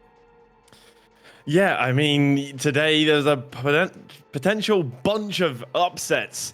Of course, we've got KCB versus Soniqs down here. Soniqs were just up against Envy, and Envy looked like they were going to lose that, and we were going to see Envy play against KCP. And we've seen a couple of series go to Game 5, in which you wouldn't have expected to. You'd expect maybe a 3-0 sweep or maybe a 3-1 just to keep things interesting. And what we see is, version 1 perhaps getting a win of their lives, and Soniqs to do the same, especially also with Roldiz playing for them. It would have been a dream to be Envy there, but they couldn't quite finish it off. You go to 2 games up, you go on a match point, and then you get reverse swept, and those are it's always tough to see that. And it's going to be interesting to see how Soniqs are feeling now when they do go up against KCP here. Like, you got to think, it was a complete reverse sweep, so the mental is going to be massively hurt. You're a coach, Aiden. You try and bring up some of the grassroots talents over here in EU. What do you think is going on for the Soniqs lads? Like, what is their coach saying to them? What is he going to be absolutely drummed into their heads right now? Because for me for T-Crow, Roldiz, and Shock, nothing really, I would argue, was fundamentally wrong. It just seems like a lot of sloppy play and Envy just waking up, I mean, you've got to think, they lost Jay Russ with his retirement, and Rold is now stepping in. He was their coach, and now he's stepping in to play, actually proving that he's actually a gamer. Like, he's pretty goated on the sticks, and people love to see that. But of course, you shake things up a little bit in the team. They've been working together for a while in a certain way and working on certain plays, and they now have to adapt in the major, which is obviously a place where don't really want to adapt. And well, Soniqs have been possibly the most consistently average team in NA until now, 9th to 12th in all 3 regionals, and then 9th to 16th in week 4 of the grid. But otherwise, in all 3 of the other weeks, going 5th to 8th, so very consistently average. And KCP, they're also maybe quite an average team themselves, sort of middle of the pack when it comes to NA, when you look at the sort of top 16, and they're really the best of the rest, just outside of that top 8. And Soniqs now, they're going to have to try and step it up a little bit here, because both these teams are on the verge of being knocked out.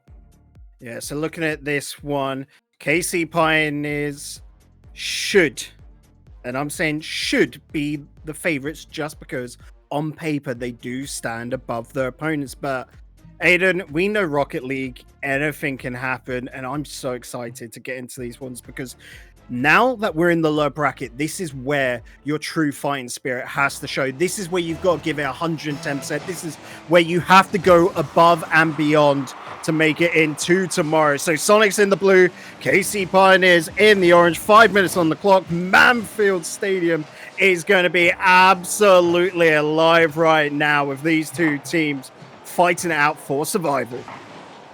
Well, it should be a banger of a series. Both of these teams fairly evenly matched when you look at points, when you look at performance across the 3 regionals and performances in the grid.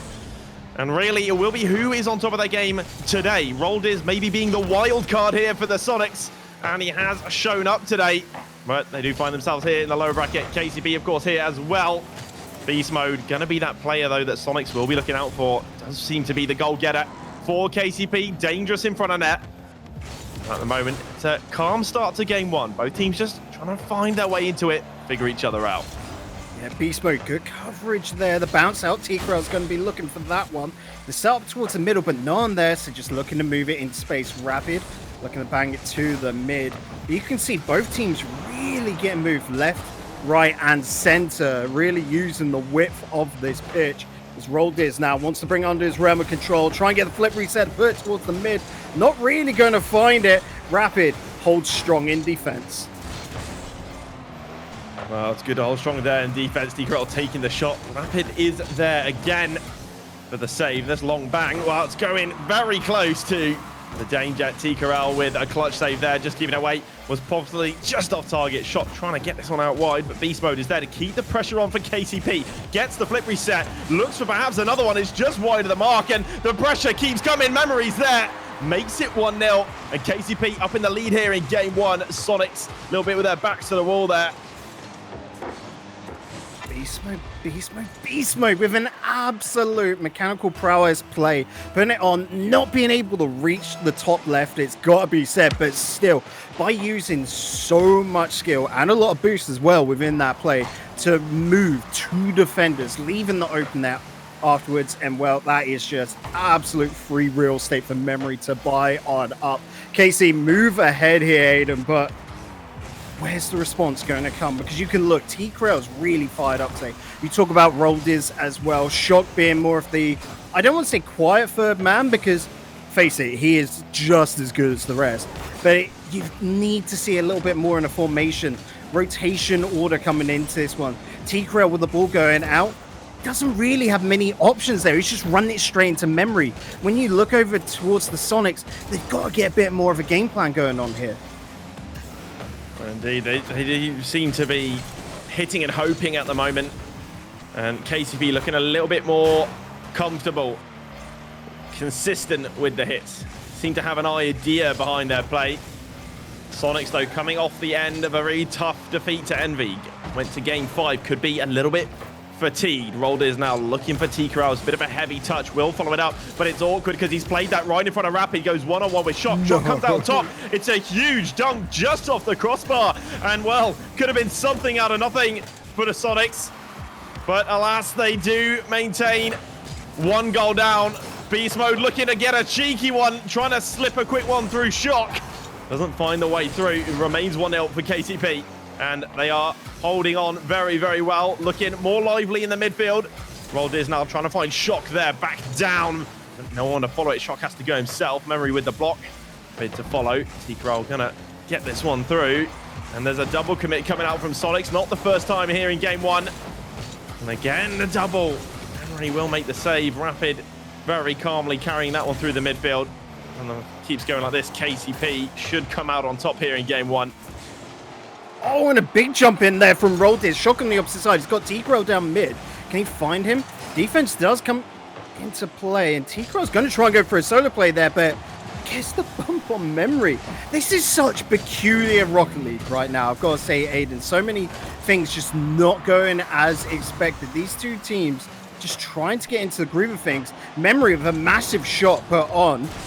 Looking just rotate on out as his teammates look to form up one after the other, attack after attack, going for those backboards, but skinny shots like that from Rapid, so hard to put away.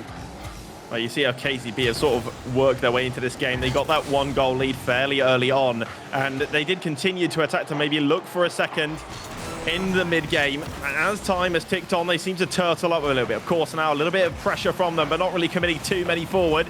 Comfortably back with 2. Memory slow out for this though, waiting for the touch from Roldiz. Gets a good read. Won't get a great dunk. T-Corral with a shot straight through the middle on Beast Mode. He almost looked caught out there, caught slacking.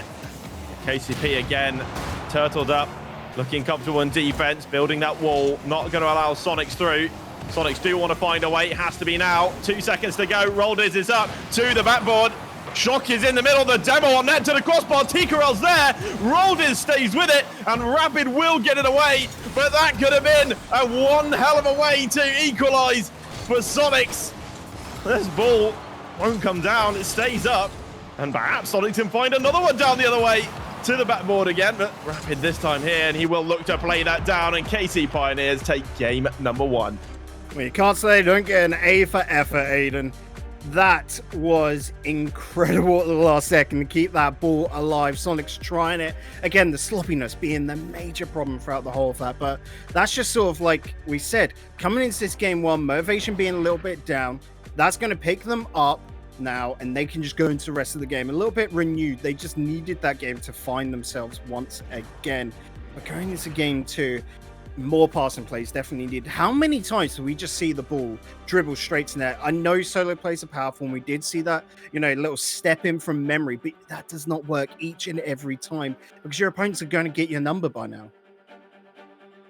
Yeah, indeed. I mean, when we look at KC Pioneers, they can string some plays together. Now, the one thing that they've got to be careful of is when they do turtle up in defense, they do then, of course, invite pressure. Because if you're all going to sit back, you're not going to have as much congestion in the midfield. You're not going to be contesting the play as much.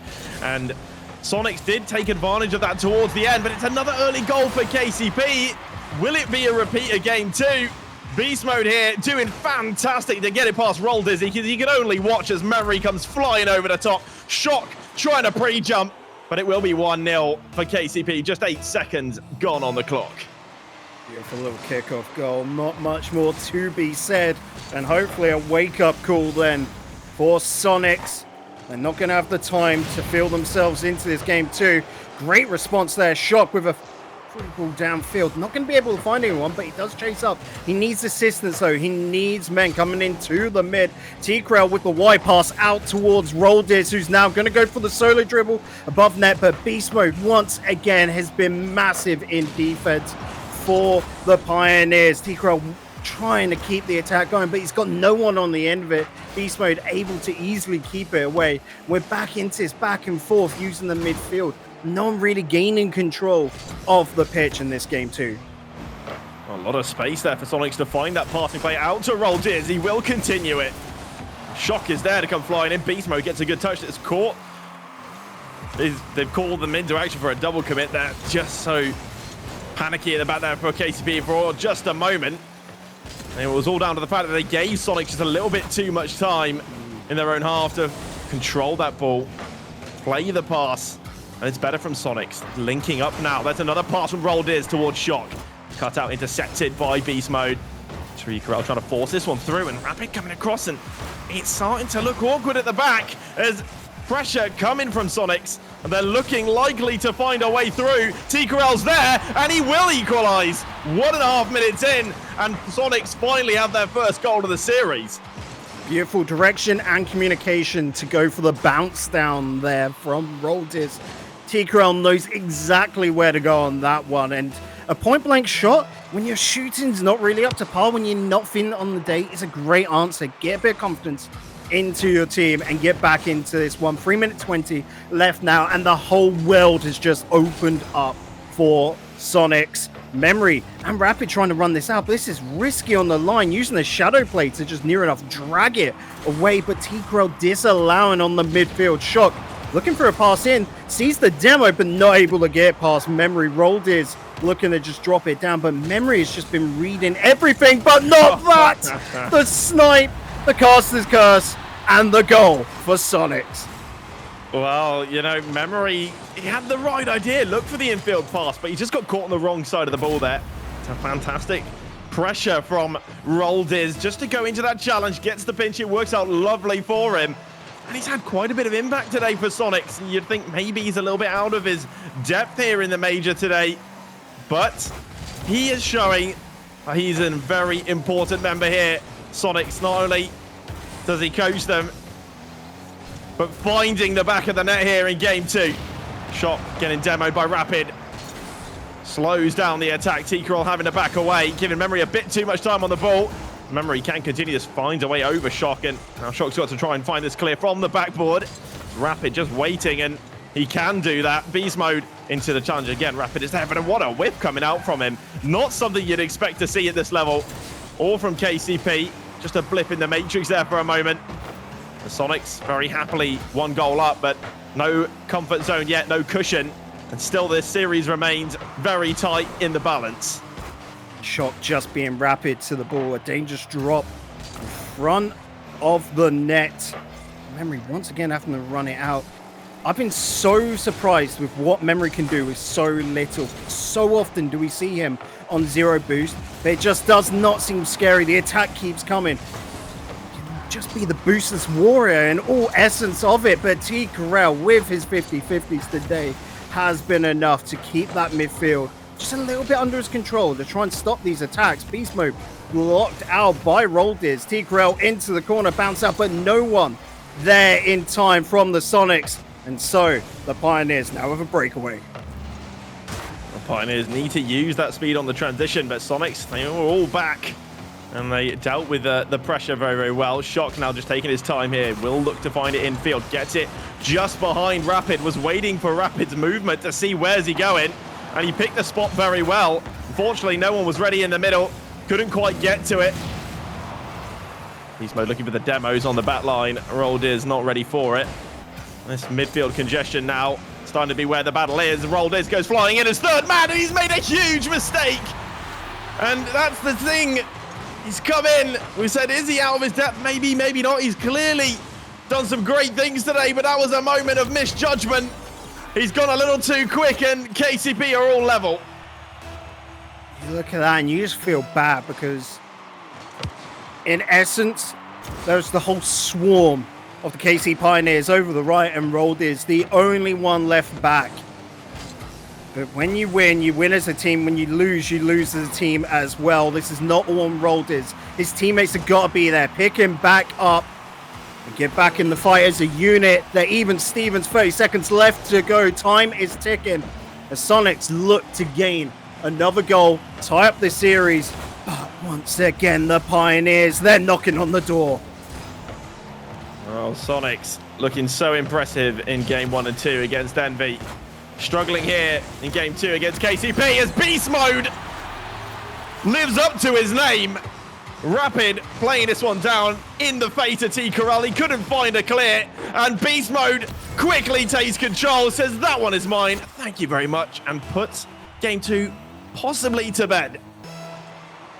And this is scary right now because Beast Mode, just from how KCP play, he's being fed this ball left, right, and center. It feels like it's the Beast Mode show. He is just having an absolute whale of the time on the pitch. Soniqs look awkward at moments. Pioneers, like I said before, memory doing massive on zero because, again, they're allowing Beast Mode to step into place. So whilst this can look like a very awkward series so far, Beast Mode having a lot of normality about himself to be able to just pull through and do the job he needs to do is a massive, massive boon for the KC Pioneers. And as we go forward in this series, who knows for how much longer, because face it, KC Pioneers one win away from going through to the next round. Soniqs need to find an answer. Right now, they've just been sort of muddling along, walking, trying to run through this muddy swamp. They need to somehow put some wellies on and just make it through. But it's such a small little margin right now. And you can see they're struggling here. They're looking. But you can see the passion is still within these players. And they are so close to making it. It's just a question of, did they lose sight of the bigger picture there, Soniqs? 2-1 up. Less than 30 seconds left in the game. And they left. Roldiz isolated at the back as third man as they look to keep that pressure on in the midfield, look to try and create chances in the final third. And well, it's game 3, it's KCP on match point, and they're a goal up. Memory, I think I've seen this one before. At the start of game 2, he did a very similar job. So, once again, KCP looking to set the tone. Soniqs. God, I feel bad if you're a fan in chat right now, but what they need most of all is that energy. Get those chants out because they're going to need every ounce of strength transferred over towards them. Shock's definitely trying it, but not a second man to follow up. T-Grell's just been bumped, but can he turn this around? Yes, he can. T-Grell to the top left bin, and with 34 seconds into game 3, this is really starting to heat up. Well, he's just done the impossible. He scored an open net. You know how hard it is to put the ball in the back of the net when it's open like that. The little bump, and you think, oh, what's going through his mind right now? He's like, I have to score this. I'm expected to score this. I need to put this one in. He does find the back of net, recovers very, very well. Soniqs not holding on to that level score for very long, though. As Rapid back through the other side on the end of this play from Beast Mode as he drops it down. Lovely pickings for Rapid as they go once again 1 goal up. Well, that's feeling closer towards a debate now. Just being pulled up to level and then suddenly smashed back down. KC Pioneers Bet you their fans are thinking that they're playing with their food, but Soniqs, you done it once, do it again. You're definitely off level, but what a play that was from Memory! An absolute weldy. Well, Memory just doing bits here to the corner, and he somehow finds the back of that to slip that one past the defender. And you're not really sure, how has he gotten a touch like that on there and found the angle? It's one of those moments of brilliance from him. Memory just extending the lead here for KCP, and you're wondering, with this 2-goal lead, with the cushion, beast mode is unleashed. He's feeling confident. And well, Soniqs quaking in their boots. Beast mode takes it over one and under the other. It's 4-1 for KCP, a 3-goal lead. And I'm wondering, is there a way back for Soniqs now? I bet you the Wild Horses on the opposite side don't think so. If anything, they just want to keep running through the fields, keep getting these goals. Rapid trying to just pull in the bait, get the block. Shock's been beaten there, and in those situations, you cannot just let the ball fly on past. Memory putting it into the corner. The bounce back for Rapid not going to be found. Far over towards Beast Mode as he passes it over to Memory in the center. Or 1-2-1. Beast Mode looking to go above the net. Blocked out by T-Crows. Kept it to himself in these kinds of situations. That's a great move off the backboard. Roldiz has got to be quick, but he just cannot beat Beast Mode to it. Over towards Rapid. The redirect a little bit too high for his likings, but they have got so much control over this pitch. They have dug deep KCP right now. Well, KCP, they're going to be feeling very confident with this 3-goal lead. And really now, they'd be foolish to go and start throwing too many people forward. If they kept attacking the same way they would when it's 0-0 or when they're a goal down, that they would be fools. And I don't think that they are. Over there, Memory just a little isolated, and there was a bumping coming. But they are just going to keep extending the lead. And you know what? While I do say they'd be fools to keep chasing goals and going on the attack and committing men forward, at the same time, why change your winning strategy? They're 5-1 up, and they're looking unstoppable now. Soniqs, they will be feeling the sweat. Aiden, it is said that the best defense is a great offense, and KCP have now really got that offense going. They know exactly how to get between each other. Memory and Beast Mode on a whole nother level. Rapid looking to set them up and maybe looking a little bit too hard there. So he nearly handed it on over to T-Crow, but T-Crow's really gone hard on these 50-50s. He's looking to just get the interceptions, and you can see that passion. 2 minutes and 10 left. 4 goals is very possible in that time. But are they getting a little bit too desperate, a little bit too hungry for it? They need to perhaps tone themselves down and look to each other instead of just interceptions, right? I mean, this is the thing. I think they were looking a little desperate right at the start of Game 3 already, or knowing that KCP already up on the match point. And, well, Soniqs are just sort of struggling to find any momentum in this game to string plays together. And they're really throwing themselves at the ball, trying to get the ball forward quickly rather than with accuracy and finesse. Roldiz struggling a little bit in his role. And, well, it's tough for Soniqs because since, you know, for this winter split, they've picked up T. Corral, and they've been making improvements since the fall split. And, of course, it's a bit of a project team, and this project's been going well, but with the retirement of J. Russ, Roldiz filling in here in the major, you can see how much they are in need of that extra player, that third player to fill the roster. Roldiz, while he's been fantastic today, sometimes gets a little caught out, and you can see when he goes for the ball, he's sometimes just for the sake of hitting the ball. Shot. Looking just send it downfield, and at this point I can see chat begging for it. Get the Brazil. But what I'm begging for, Aiden, is at least a game 4. The lads have shown the potential for it in a play like this. Absolutely throwing KCP for a loop. Soniqs have it in them, but they are making it hard for them to be able to push through. 3 goals, 50 seconds. Let's get it done. Well, 3 goals in 50 seconds. It's not impossible. It's happened before. But it is a very, very tall order for Soniqs. Shock, though, will they dribble this one down? Goes into the 50. Saved by Memory. There was an opportunity. Sometimes those can just slip through. get enough spice on it. Rapid back on the attack for KCP. Shock looking for T Corral, but he was a bit too far away. Pass a little weak. Great interception by Roll though, and moments where he looks fantastic. That was one of them, and the play to T Corral from the backboard as he got a flip. Somehow didn't have one. He's probably wondering what happened to it, because it looks for certain he had the flip reset. Shock though with the save, it's not enough, and Memory will fire again. 6-2. KCP getting the clean sweep. This is done and dusted. And Memory getting the hat trick. The lad's been absolutely outstanding here in Game 3. Beast Mode might go away with the highest score as the MVP. We'll see. 5 points difference, and the ball touches the floor. So yes, Beast Mode, 3 MVPs in the role. He is just such a fantastic spearhead of a player. Beast Mode always being able to get those goals, always being able to perform, and always just basically being such a threat, a nuisance. Soniqs right there did not know how to dismantle KC Pioneers. They were just looking to go for interceptions, looking to go for 50-50s, but they were playing a little bit sluggish, a little bit slow, and at the end of the day, didn't have a plan B to step into. And so KCP, whilst I don't think are entirely fixed, that's going to be a big pickup for them moving into the next round. I mean, KCP, they've run Soniqs ragged in this series. And I mean, Soniqs, of course, they're going to be looking for a third man. They're going to be looking for a roster change going into the next split.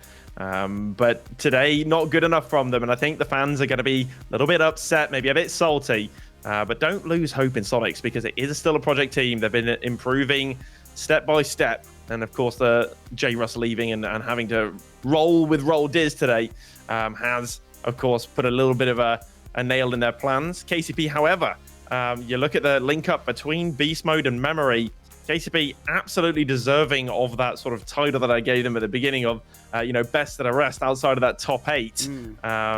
Beast Mode and Memory really looking fantastic. You see how Memory can really put pressure on teams, takes lots of shots and creates problems. Beast Mode able to follow up, and the mechanical ability of that guy, he's fantastic. Of course, Rapid, always looking comfortable at the back, and really, really solid third man and able to play them out of tricky situations when the pressure did come from Soniqs. So, unfortunately, with that, we have to say goodbye to Soniqs. They are out of the Winter Major, but we do get to say hello to 2 other teams right now. We're going to be moving on over after this break to see Alpine Esports versus Ghost Gaming. Guys, don't go anywhere. This has been The Rocket with our coverage of the RLCS Winter Split Majors. We'll see you after this.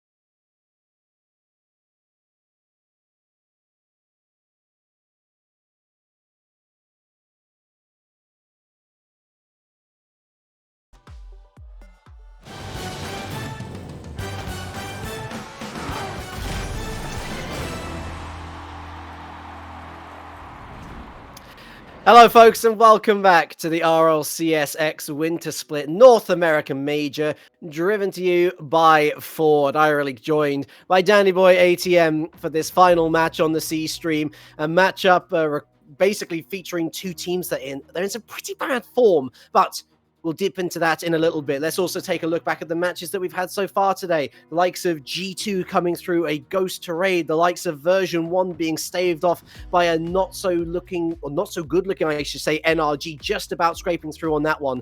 KC Pioneers smacking Susquehanna Soniqs. And it's been a day, Danny, where there have been potential upsets galore, but actually not so many upsets on the like the wider scale of things. It's almost been threatening to go a little bit pear-shaped and then just correcting itself at the final moment. It was going to be such an interesting sort of scenario with, SSG fell down, if NRG fell down, and then like a potential of the likes of Rogue as well too, with their hurdles in the opening stages of this major. And you ask yourself, are they that sort of question? Is this just everybody stepping up their game, or are they just underprepared and taking a game or two to warm up? And we've quite seen that, like literally with G2 and you cast at the NRG more specifically, and I'm sort of going, oh dear, there is major worrying signs there, and sort of going, it's NRG, we shouldn't be worried. Two teams then that should be worried, but for very different reasons, I feel. Alpine Esports versus Ghost Gaming. We enter the lower bracket. One of these teams is going to be out of the major here on day number 1. Alpine are a team in pretty bad form. They find themselves down here after a 3-0 smacking by the Peeps.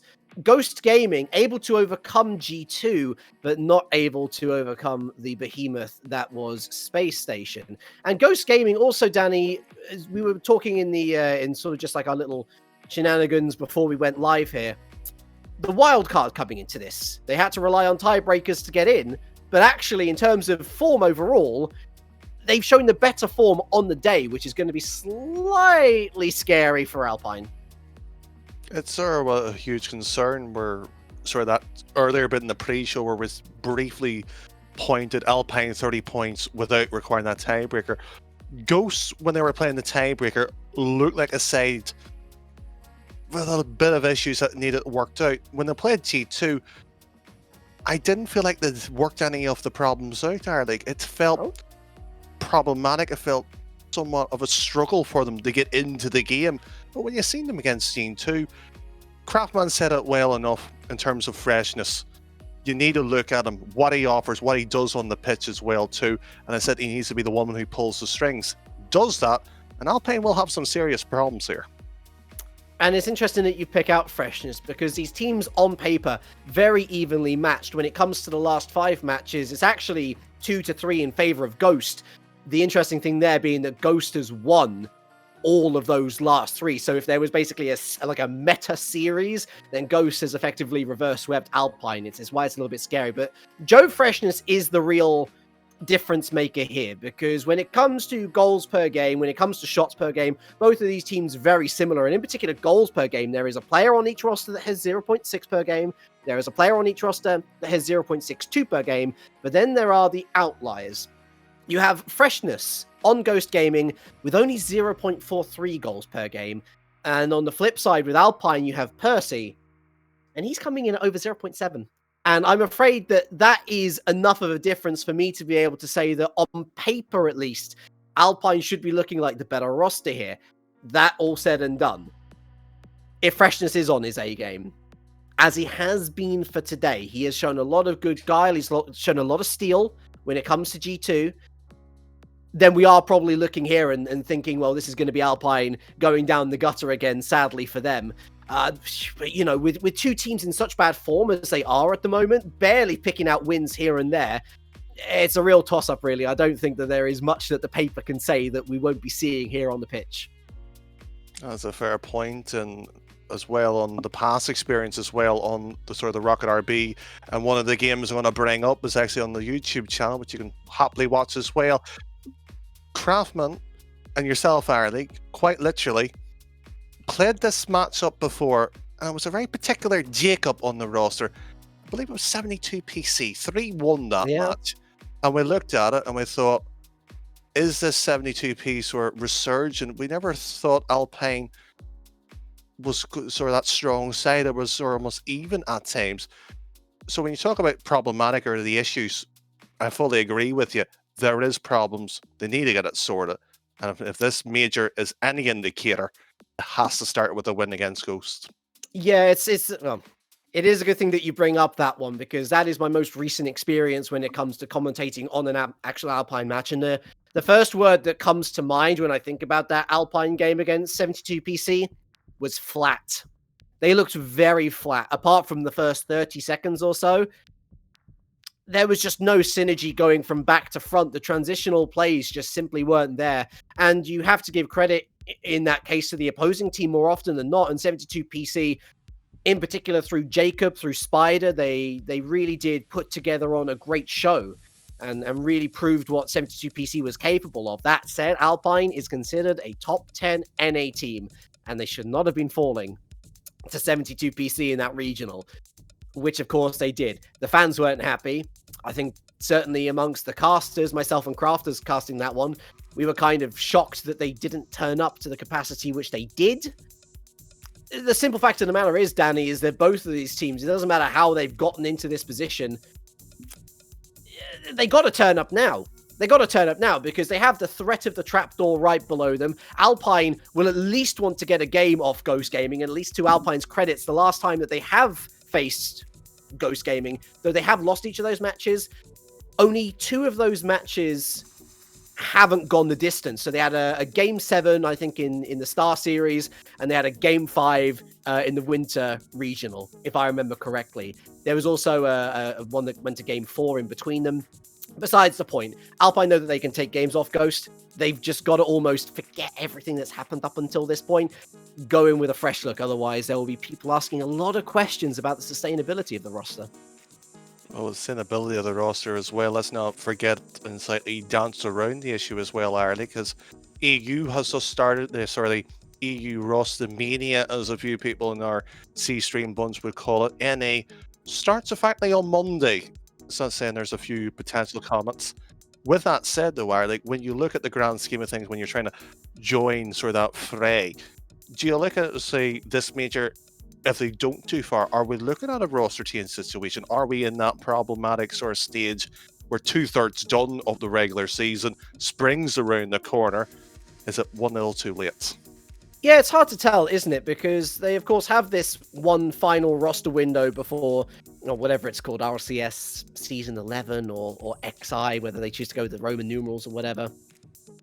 They've only got one more opportunity to change things. And we are now, thankfully, looking at a world in the next 6 months or so, 6 months to 12 months, where things might be opening up. And the most optimistic among us can be thinking, well, maybe lands on the horizon, maybe by winter, autumn time, fall time, who knows? We apologize, by the way, for the delay. A couple of server issues here and there. We're just making sure that competitive integrity is there for all players involved. But, the whole point of the Season X switch up was that there'd be more games to be played. There'd be more chances to change up the roster. There'd be more LAN opportunities. And if a team, or rather if an organization now is looking at their team and they're thinking, hold on a second, we're not going to be making these LAN opportunities. We're not going to be scoring the big points unless we make a switch here. The switch has to be made then, surely, because there's only so far that Faith can go. I feel that's the case for a couple of rosters across all regions, honestly. And maybe Alpine is one of them, which would be a shame because for me, this roster is very much one of those which has been heralded as bringing in a new style of play into North America. And it's just a shame that they've gone off the boil so savagely, really. Well, it's a huge shame as well. I sort of call them a sort of dark horse to potentially win and have a huge affection for them. And with that said as well, Arlie, there's one person on that Alpine roster, not necessarily as a starting player or a sub, it's somebody in the backstage who I have a huge affection for as well, and grand finalist as well in the RLCS and the Worlds itself. Do you know who that particular man might be? Who could it be, Danny? Mystic. Of course. If there's anybody in the roster that can sort out issues, it's Mystic. He'll be having faith. They'll be having faith. And to quote Rod Stewart, will they have faith in the heart? Well, we're going to find out. In the blue will be Alpine. In the orange, Ghost Gaming, as we can finally stop it with Talk It League, and we can get in to our final series of Rocket League. It is Alpine versus Ghost Gaming in this best of 5. The loser is out of the major, and Percy's going to get things underway with a flip reset. Go for the bump in net as well. Lion Blaze with a save. Freshness to move out of his own half, trying to get it on target, and it's a save down the other end by Magic Bear around the corner. Percy navigates his way around Lion Blaze. His infield now looking Mektos. Doesn't reach the backboard. Is Jordan. Wins the challenge on Freshness. Mektos lying in wait. Magic Bear wins that challenge as well. Jordan's going to try and go that way, but Magic Bear's already got it covered. It's going to be 1-0 Alpine. From the introduction, I think I've got faith at this point would be much more accurate. Wide open net. And look at the control. I've seen Magic Bear up close and personal on the field myself, Ireland.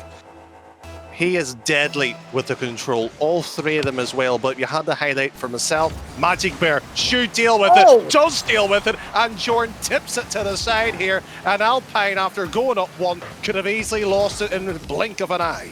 He threw up the walls just in time. Much needed, because that was a kickoff goal any other day of the week.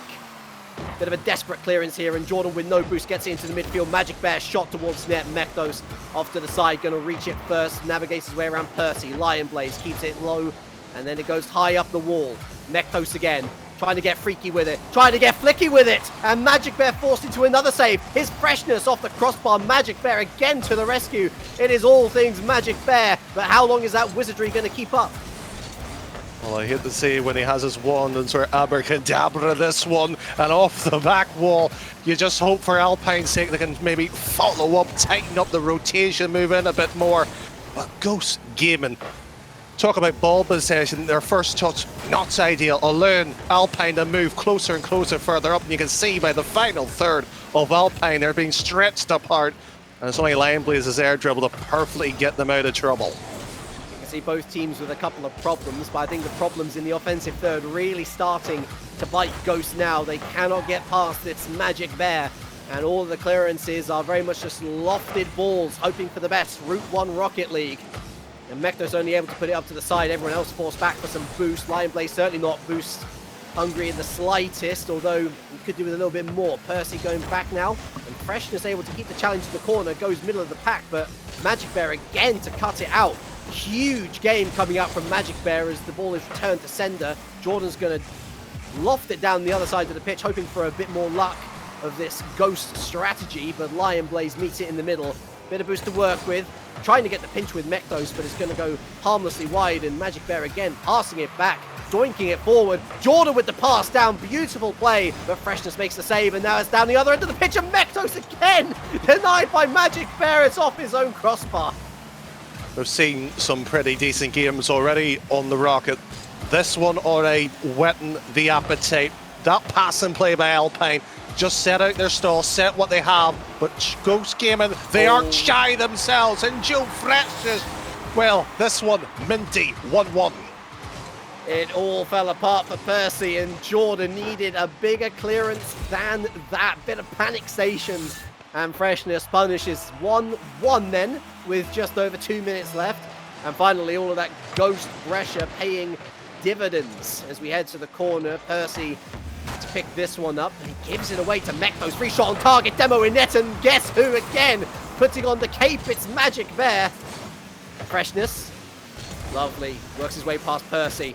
Jordan on the backboard, straight to Mektos, but a lovely challenge from Percy again. Sees this one locked in the orange half for now. Lion Blaze passes off to Freshness, goes for bump in net, and that is 2-1 Ghost.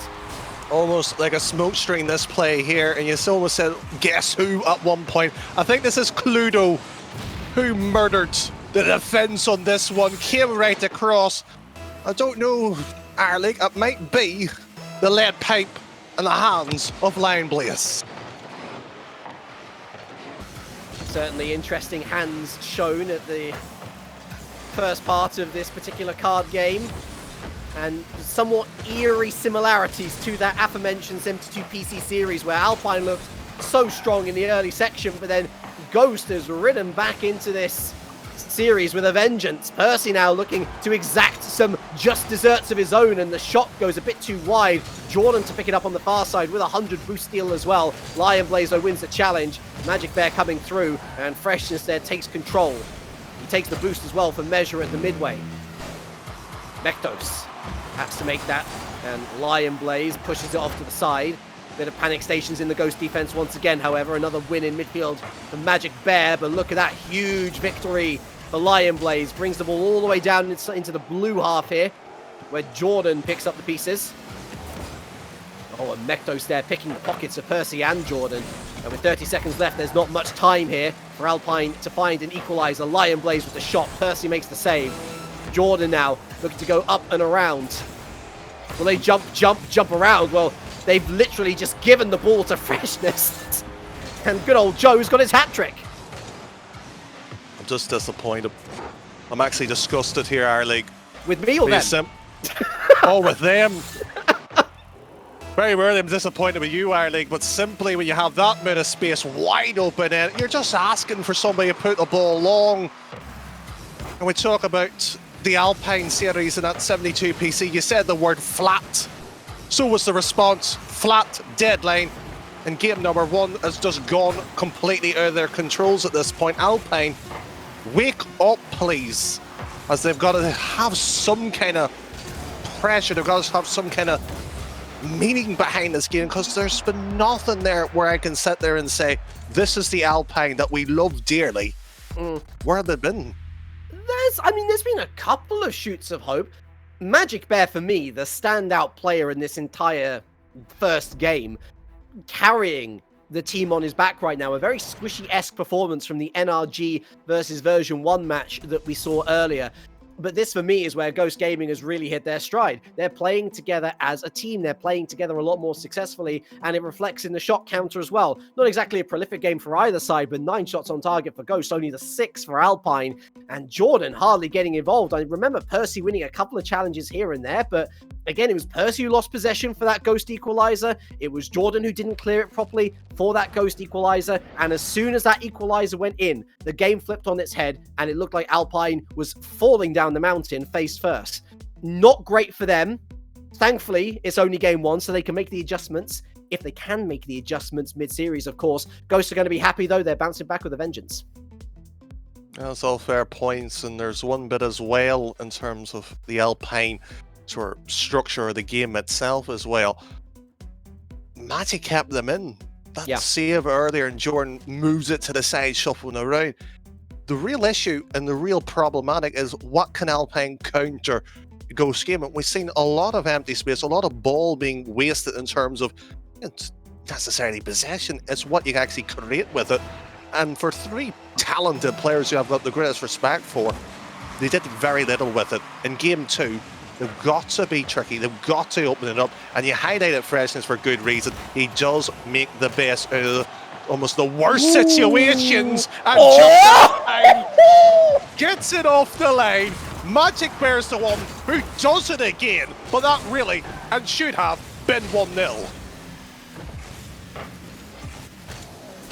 I don't even want to know how he did the trick. If there was ever a proverbial pulling the rabbit out of the hat, that was it, folks. It's not getting any better than that. It's not getting any more proverbial than that. Magic Bear, again, keeping his side in with a chance of rescuing some momentum here. There he is again. Lovely infield pass. Percy connects, but it's going to go well wide. Lion Blaze wins the challenge.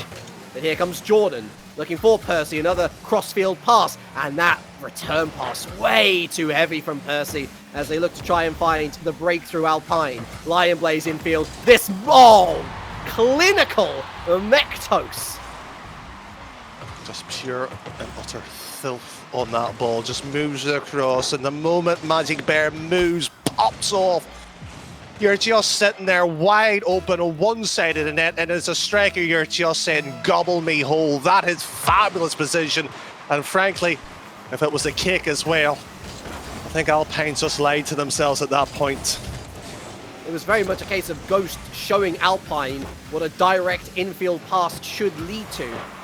seems a little bit ponderous from Alpine at the moment. The ideas are good, but the execution of such, not so great. Struggling to get out of their own half now as Ghost looks to exact a chokehold. Magic Bear to break him out. The Houdini amongst the cast! And it's going to be loitering up in the air here. Lion Blaze brings it into the midfield. Jordan to go for the challenge. It's another 50-50 win for a Ghost player. And this is a real difference maker for me at the moment, Danny. We can talk about Freshness having a great game, getting that hat-trick. Mektos denying a free goal? It feels like that should have been 2-0, but for me, the entire team is winning this series in the midfield. Every single challenge seems to be going their way. I'm complexed.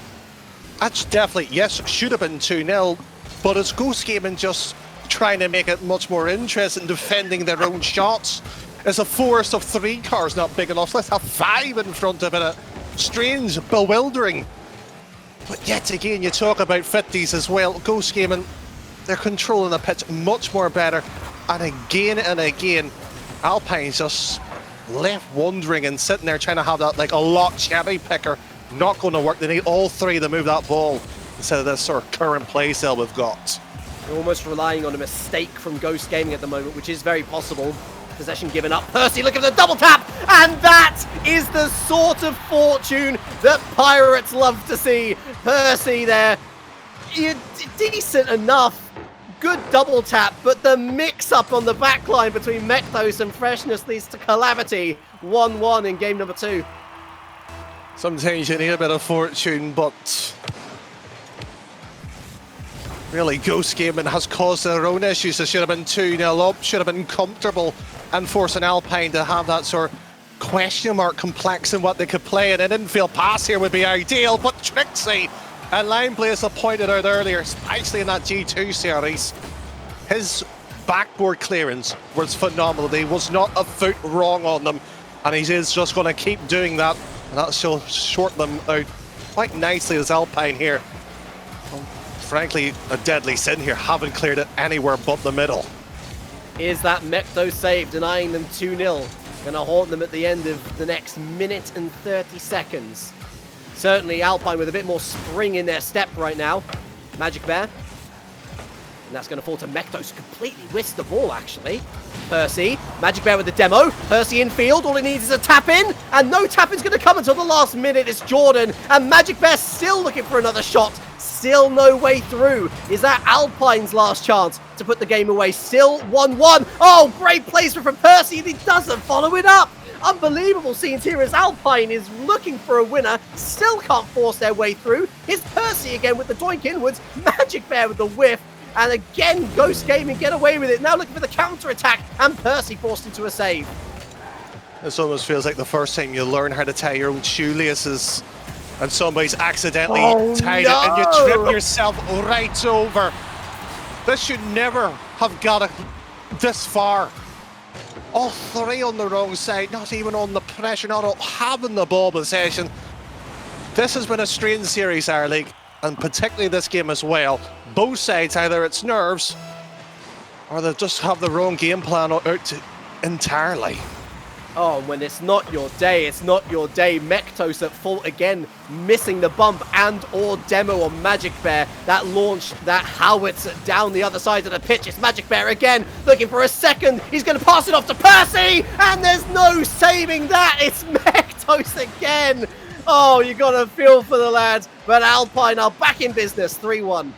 Sympathetic, yes, but Alpine, credit to them. I think that's their first real legitimate goal as well, after using the backboard stack clearing, and for the first time as well when Line Blaze wasn't there, opens it up, and Alpine somewhat says, we are here. It's just the only question is, can Ghost respond? And I think we might see that in the next game.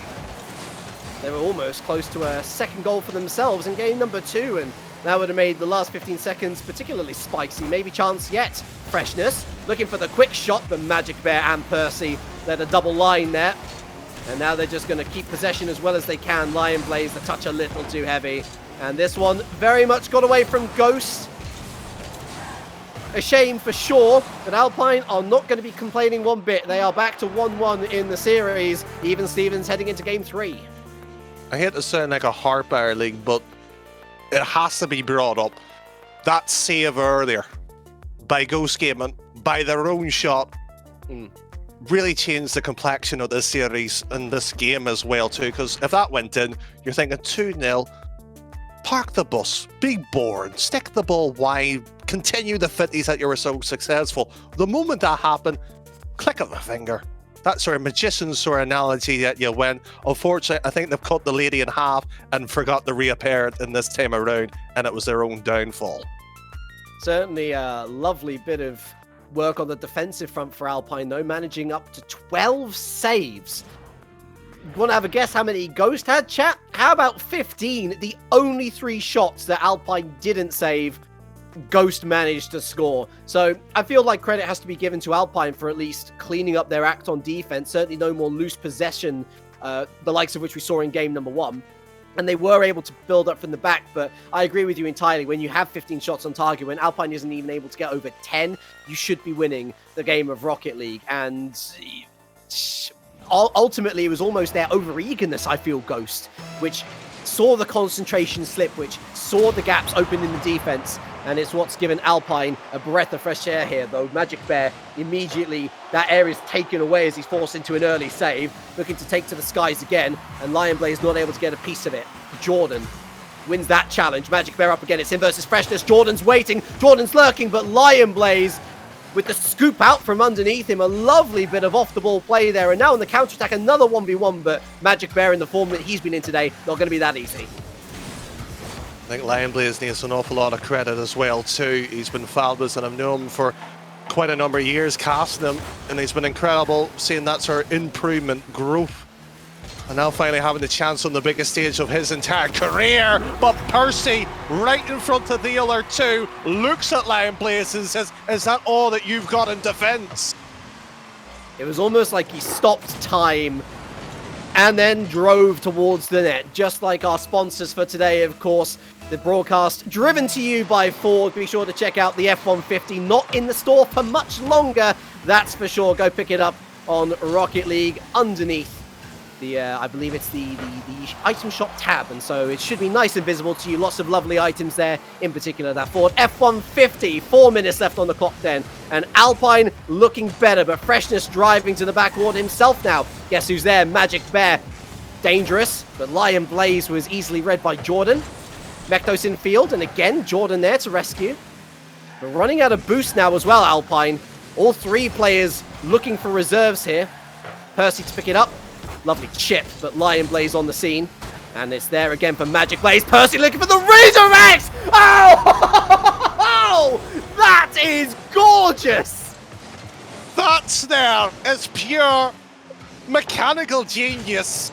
But give the credit, it's all due to positional play. One whip of the ball upfield, and you look at Ghost Gaming. Well, there's one word that was correct.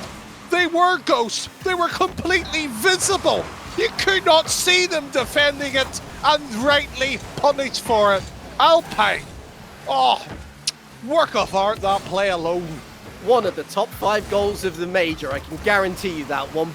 Beautiful, beautiful cherry pick from Percy, who has come to life in game number 2. And boy, did they need it. Jordan, again, at the back has been so crucial in winning these challenges. And Alpine on the rage again. Magic Bear in field was maybe looking at Percy as another option. Kind of went down the middle ground. And that's a lovely pass back from Magic Bear to Jordan. So much control has switched here. Jordan, Magic Bear, goal number 3.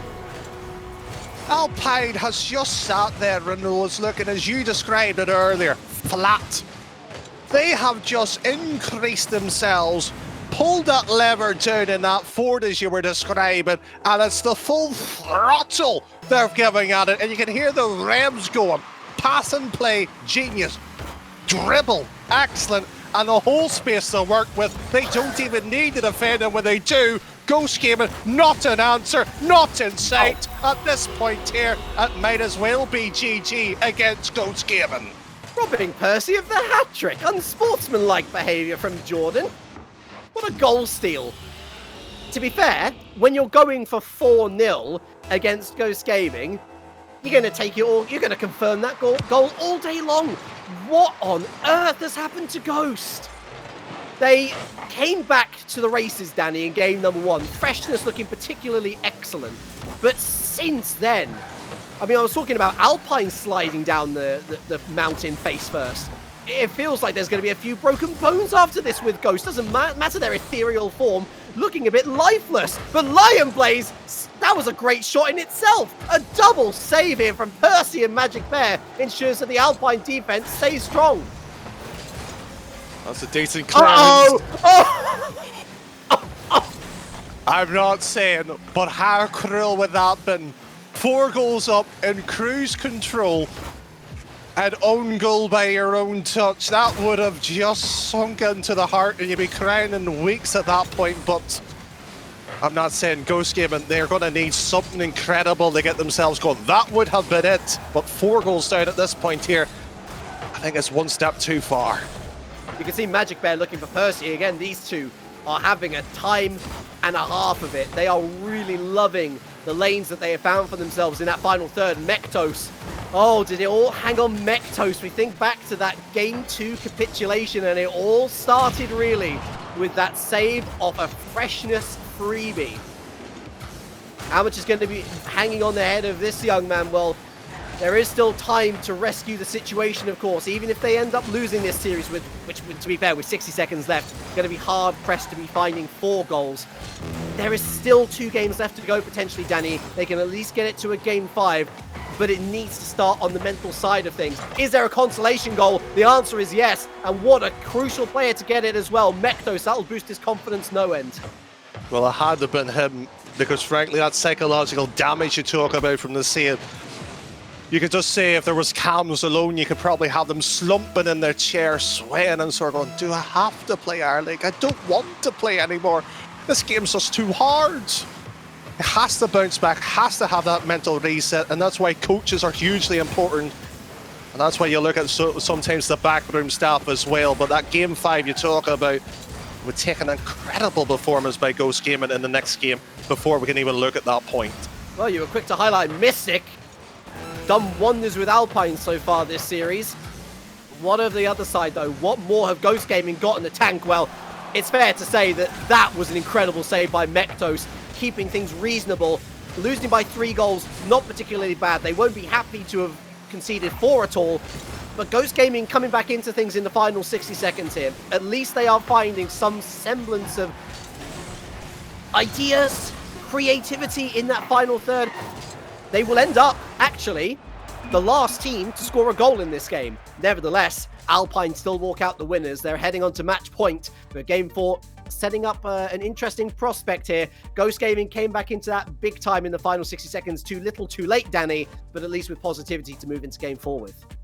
Yeah, it's just a shame you brought that up, sort of them being the last goal. It's a shame it is, and sort of last one score wins situation, but we looked at sort of the earlier side of the argument of Joe Freshness versus the likes of Jordan. But we haven't really looked at the other side of the element as well. Magic Bear versus Lion Blaze, Percy versus Mentos, the psychological battle of going down, climbing up. Alpine, the first time they got tested, they bounced back. They came out stronger and stronger and turning off, compounding Ghost down. We've seen Lion Blaze still striking quite well. And you said Mentos with that last goal should be a pick-me-up.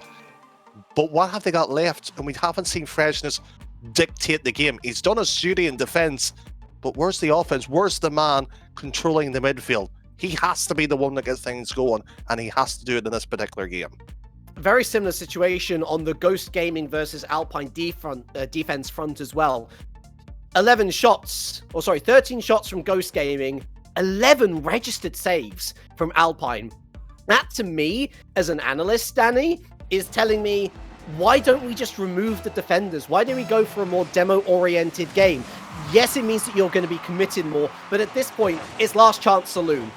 If Ghost Gaming lose this one, they're out of the major. So they've got to try something different. And maybe raking up that Alpine rotation, which has been looking so comfortable for so long in this series now, is the answer. We'll find out as we head to Utopia Coliseum as to whether Ghost Gaming do indeed still have a ghost of a chance, or whether it is going to be Alpine running the forest and goating all of their opposition. Well, Freshness is going to have an early shot, almost connection there with the fellow attacker of Lion Blaze. Mektos going to go around the corner, and good to see the confidence coming out from Ghost Gaming. Lion Blaze again, heading it into the middle. Freshness lurking, but Percy off to the side.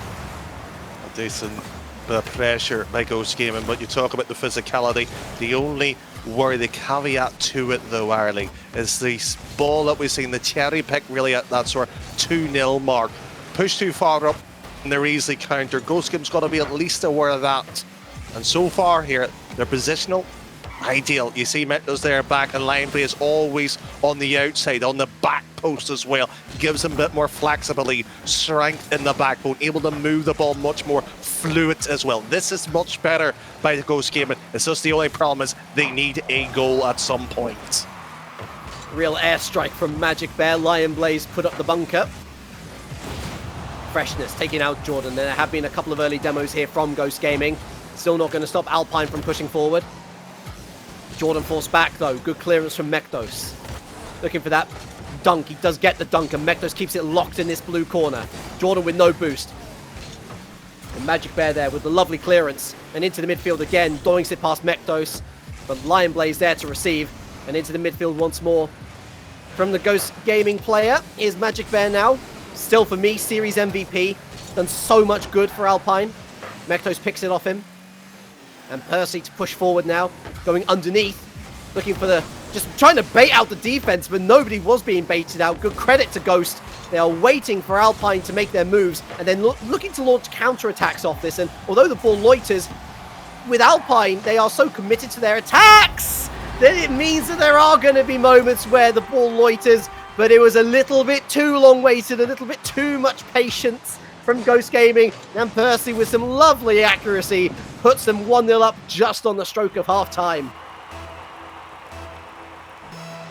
I think you know the word I'm thinking right now, Arlie, with that situation.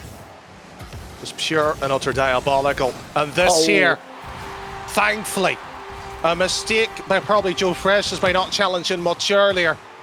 Gets it. A Magic Bear there was stuttering. You could see with the car which way was he going. Guessed correctly, didn't get it. And for the first time in a long time, this has been much closer, much more tighter.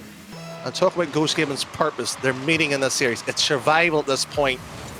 And this needs to be a second goal. And frankly, Ireland, I see this going downhill pretty quickly.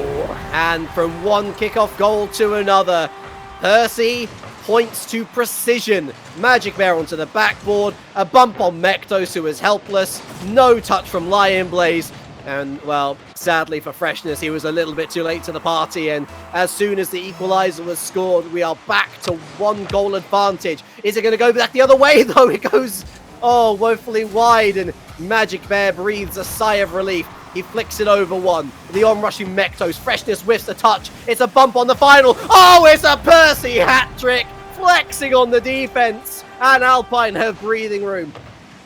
All credit to Magic Bear for getting that play, but again, Freshness, well, I feel sort of awful highlighting the fact, but again, it's a must hit ball, it's a must touch at that situation. You can't allow it to get past you. You're effectively inviting the pressure in, you're effectively allowing your third man to be almost a victim, a target to be sort of punished if he's not picture perfect. Wasn't that time, wasn't beforehand, and this now becomes that sort of mountain. You talk about the accuracy earlier. Does Ghost Gaming have a compass to get themselves out of this maze? We were looking at those two, weren't we? Freshness versus Percy, 0.43 goals per game versus 0.78, and it is Percy's party right now. Is it going to be number 4? A tight angle. Freshness denies him still, and the ball flies over the other side of the pitch. Mektos lurking, gets the boost steal, I think. Lion Blaze in field, but Mektos wasn't on the same wavelength, just looking for bumps and demos, not looking for the redirect. Freshness now up for Lion Blaze, who has to readjust, not in the right starting position. A demo now as Mektos goes to the backboard, and Jordan registered a save. It is now Jordan with the backflip out into the midfield. Easy enough for Mektos. It's off the top of the box. Lion Blaze looking for it. Oh!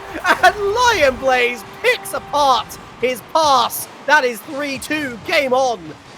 I don't think people realise how difficult that shot actually is. Up tight, up perfectly to the left corner. Oh, you would be envious just to have that shot.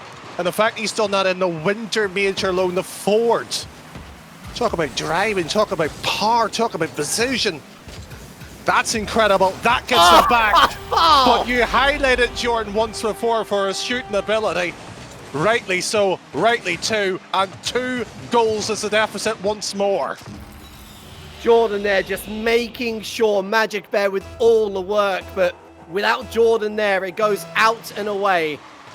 And for all of the hard work, for all of the hard graft that Ghost are putting in here, Alpine won't say die. It's still loitering. Is there a third? It goes wide for Lion Blaze. And Magic Bear susses out the pass in field.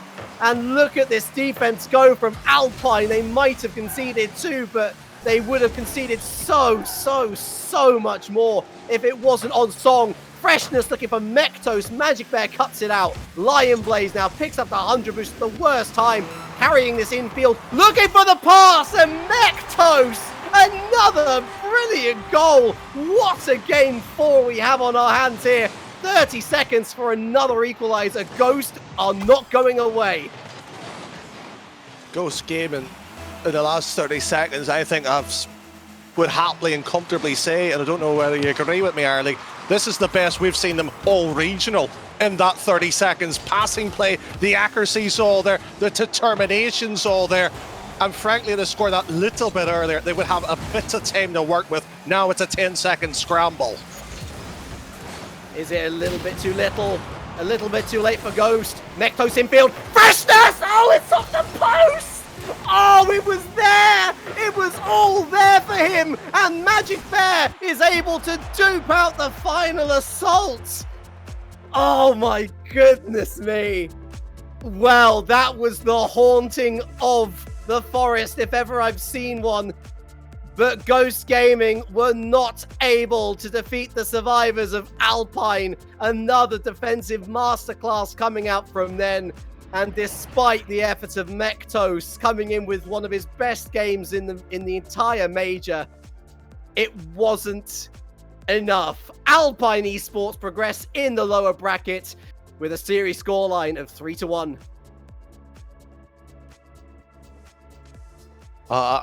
As a caster, you try to be neutral. But let's just spare our thoughts here, Arlie, because that shot there was not necessarily the easiest place in the situation, but his quality, his caliber should have realistically put that one in. We should have been in OT. And you've seen Ghost Gaming gradually getting themselves back into it, and you just looked at them and you thought, can you actually do it? Can you string this for 30 seconds of pure offense brilliance? All right, your defense has been woeful, awful, symbolic at times. But that 30 seconds may be the most redeeming factor of Ghost Gaming. And you know what? I hope they do stay together. I hope they still work at it together, because they're one of the most enjoyable teams when they're on song. It's just unfortunately they're always not on the same sheet. It becomes 3-3 in the last 6 games between, or in the last 6 series, I should say, between these two teams. But Ghost Gaming is unfortunately one of the first teams that we wave goodbye to in the major. I couldn't agree with you more. I think we've seen a lot good from them, and that's really where we start our recap, because we started the day with Ghost Gaming overturning a huge G2 threat. They progressed in the upper bracket, but then they very much seemed to run out of steam. You were highlighting their problems, of course, Danny, and those problems came back to bite them. Both these teams in bad form, of course, talking about Alpine and Ghost. But once Alpine clicked, once Percy got into the game, he couldn't be stopped. And Magic Bear, for me, what a series from him to continue helping his team into the lower bracket, continuing to progress. Jordan as well, not to be forgotten, for some crucial goals, for some crucial interceptions. Of course, we have, in terms of the upper bracket, so much to look forward to. Of course, we have all of your big favorites, really. We've got NRG versus Space Station Gaming. That's going to be a huge one tomorrow. Team Envy going up against the Peeps. Rogue in the lower bracket. G2 in the lower bracket. We've got a couple of games, I think, still going on. And so I can confirm now the version 1 will be Alpine's opponents in the losers round 2. They 3-0 swept Pittburgh Knights. G2 versus Rogue is happening right now. It's in game 5. So could go either way, that one. And of course, those winners are going to go through to the Kansas City Pioneers. We also have a further result to let you know about. That NRG Space Station match that I was talking about being so spicy and whatnot. Looking forward to day number 2. What's going to happen there? Space Station lost 4-1 to NRG, which quite frankly, Danny, baffles my mind given how not in form NRG were against version 1. It's been a crazy major. It's had a lot of twists and spills and thrills. And here's hoping that it keeps going, because this has been entertaining from every single series from the beginning through to literally right now.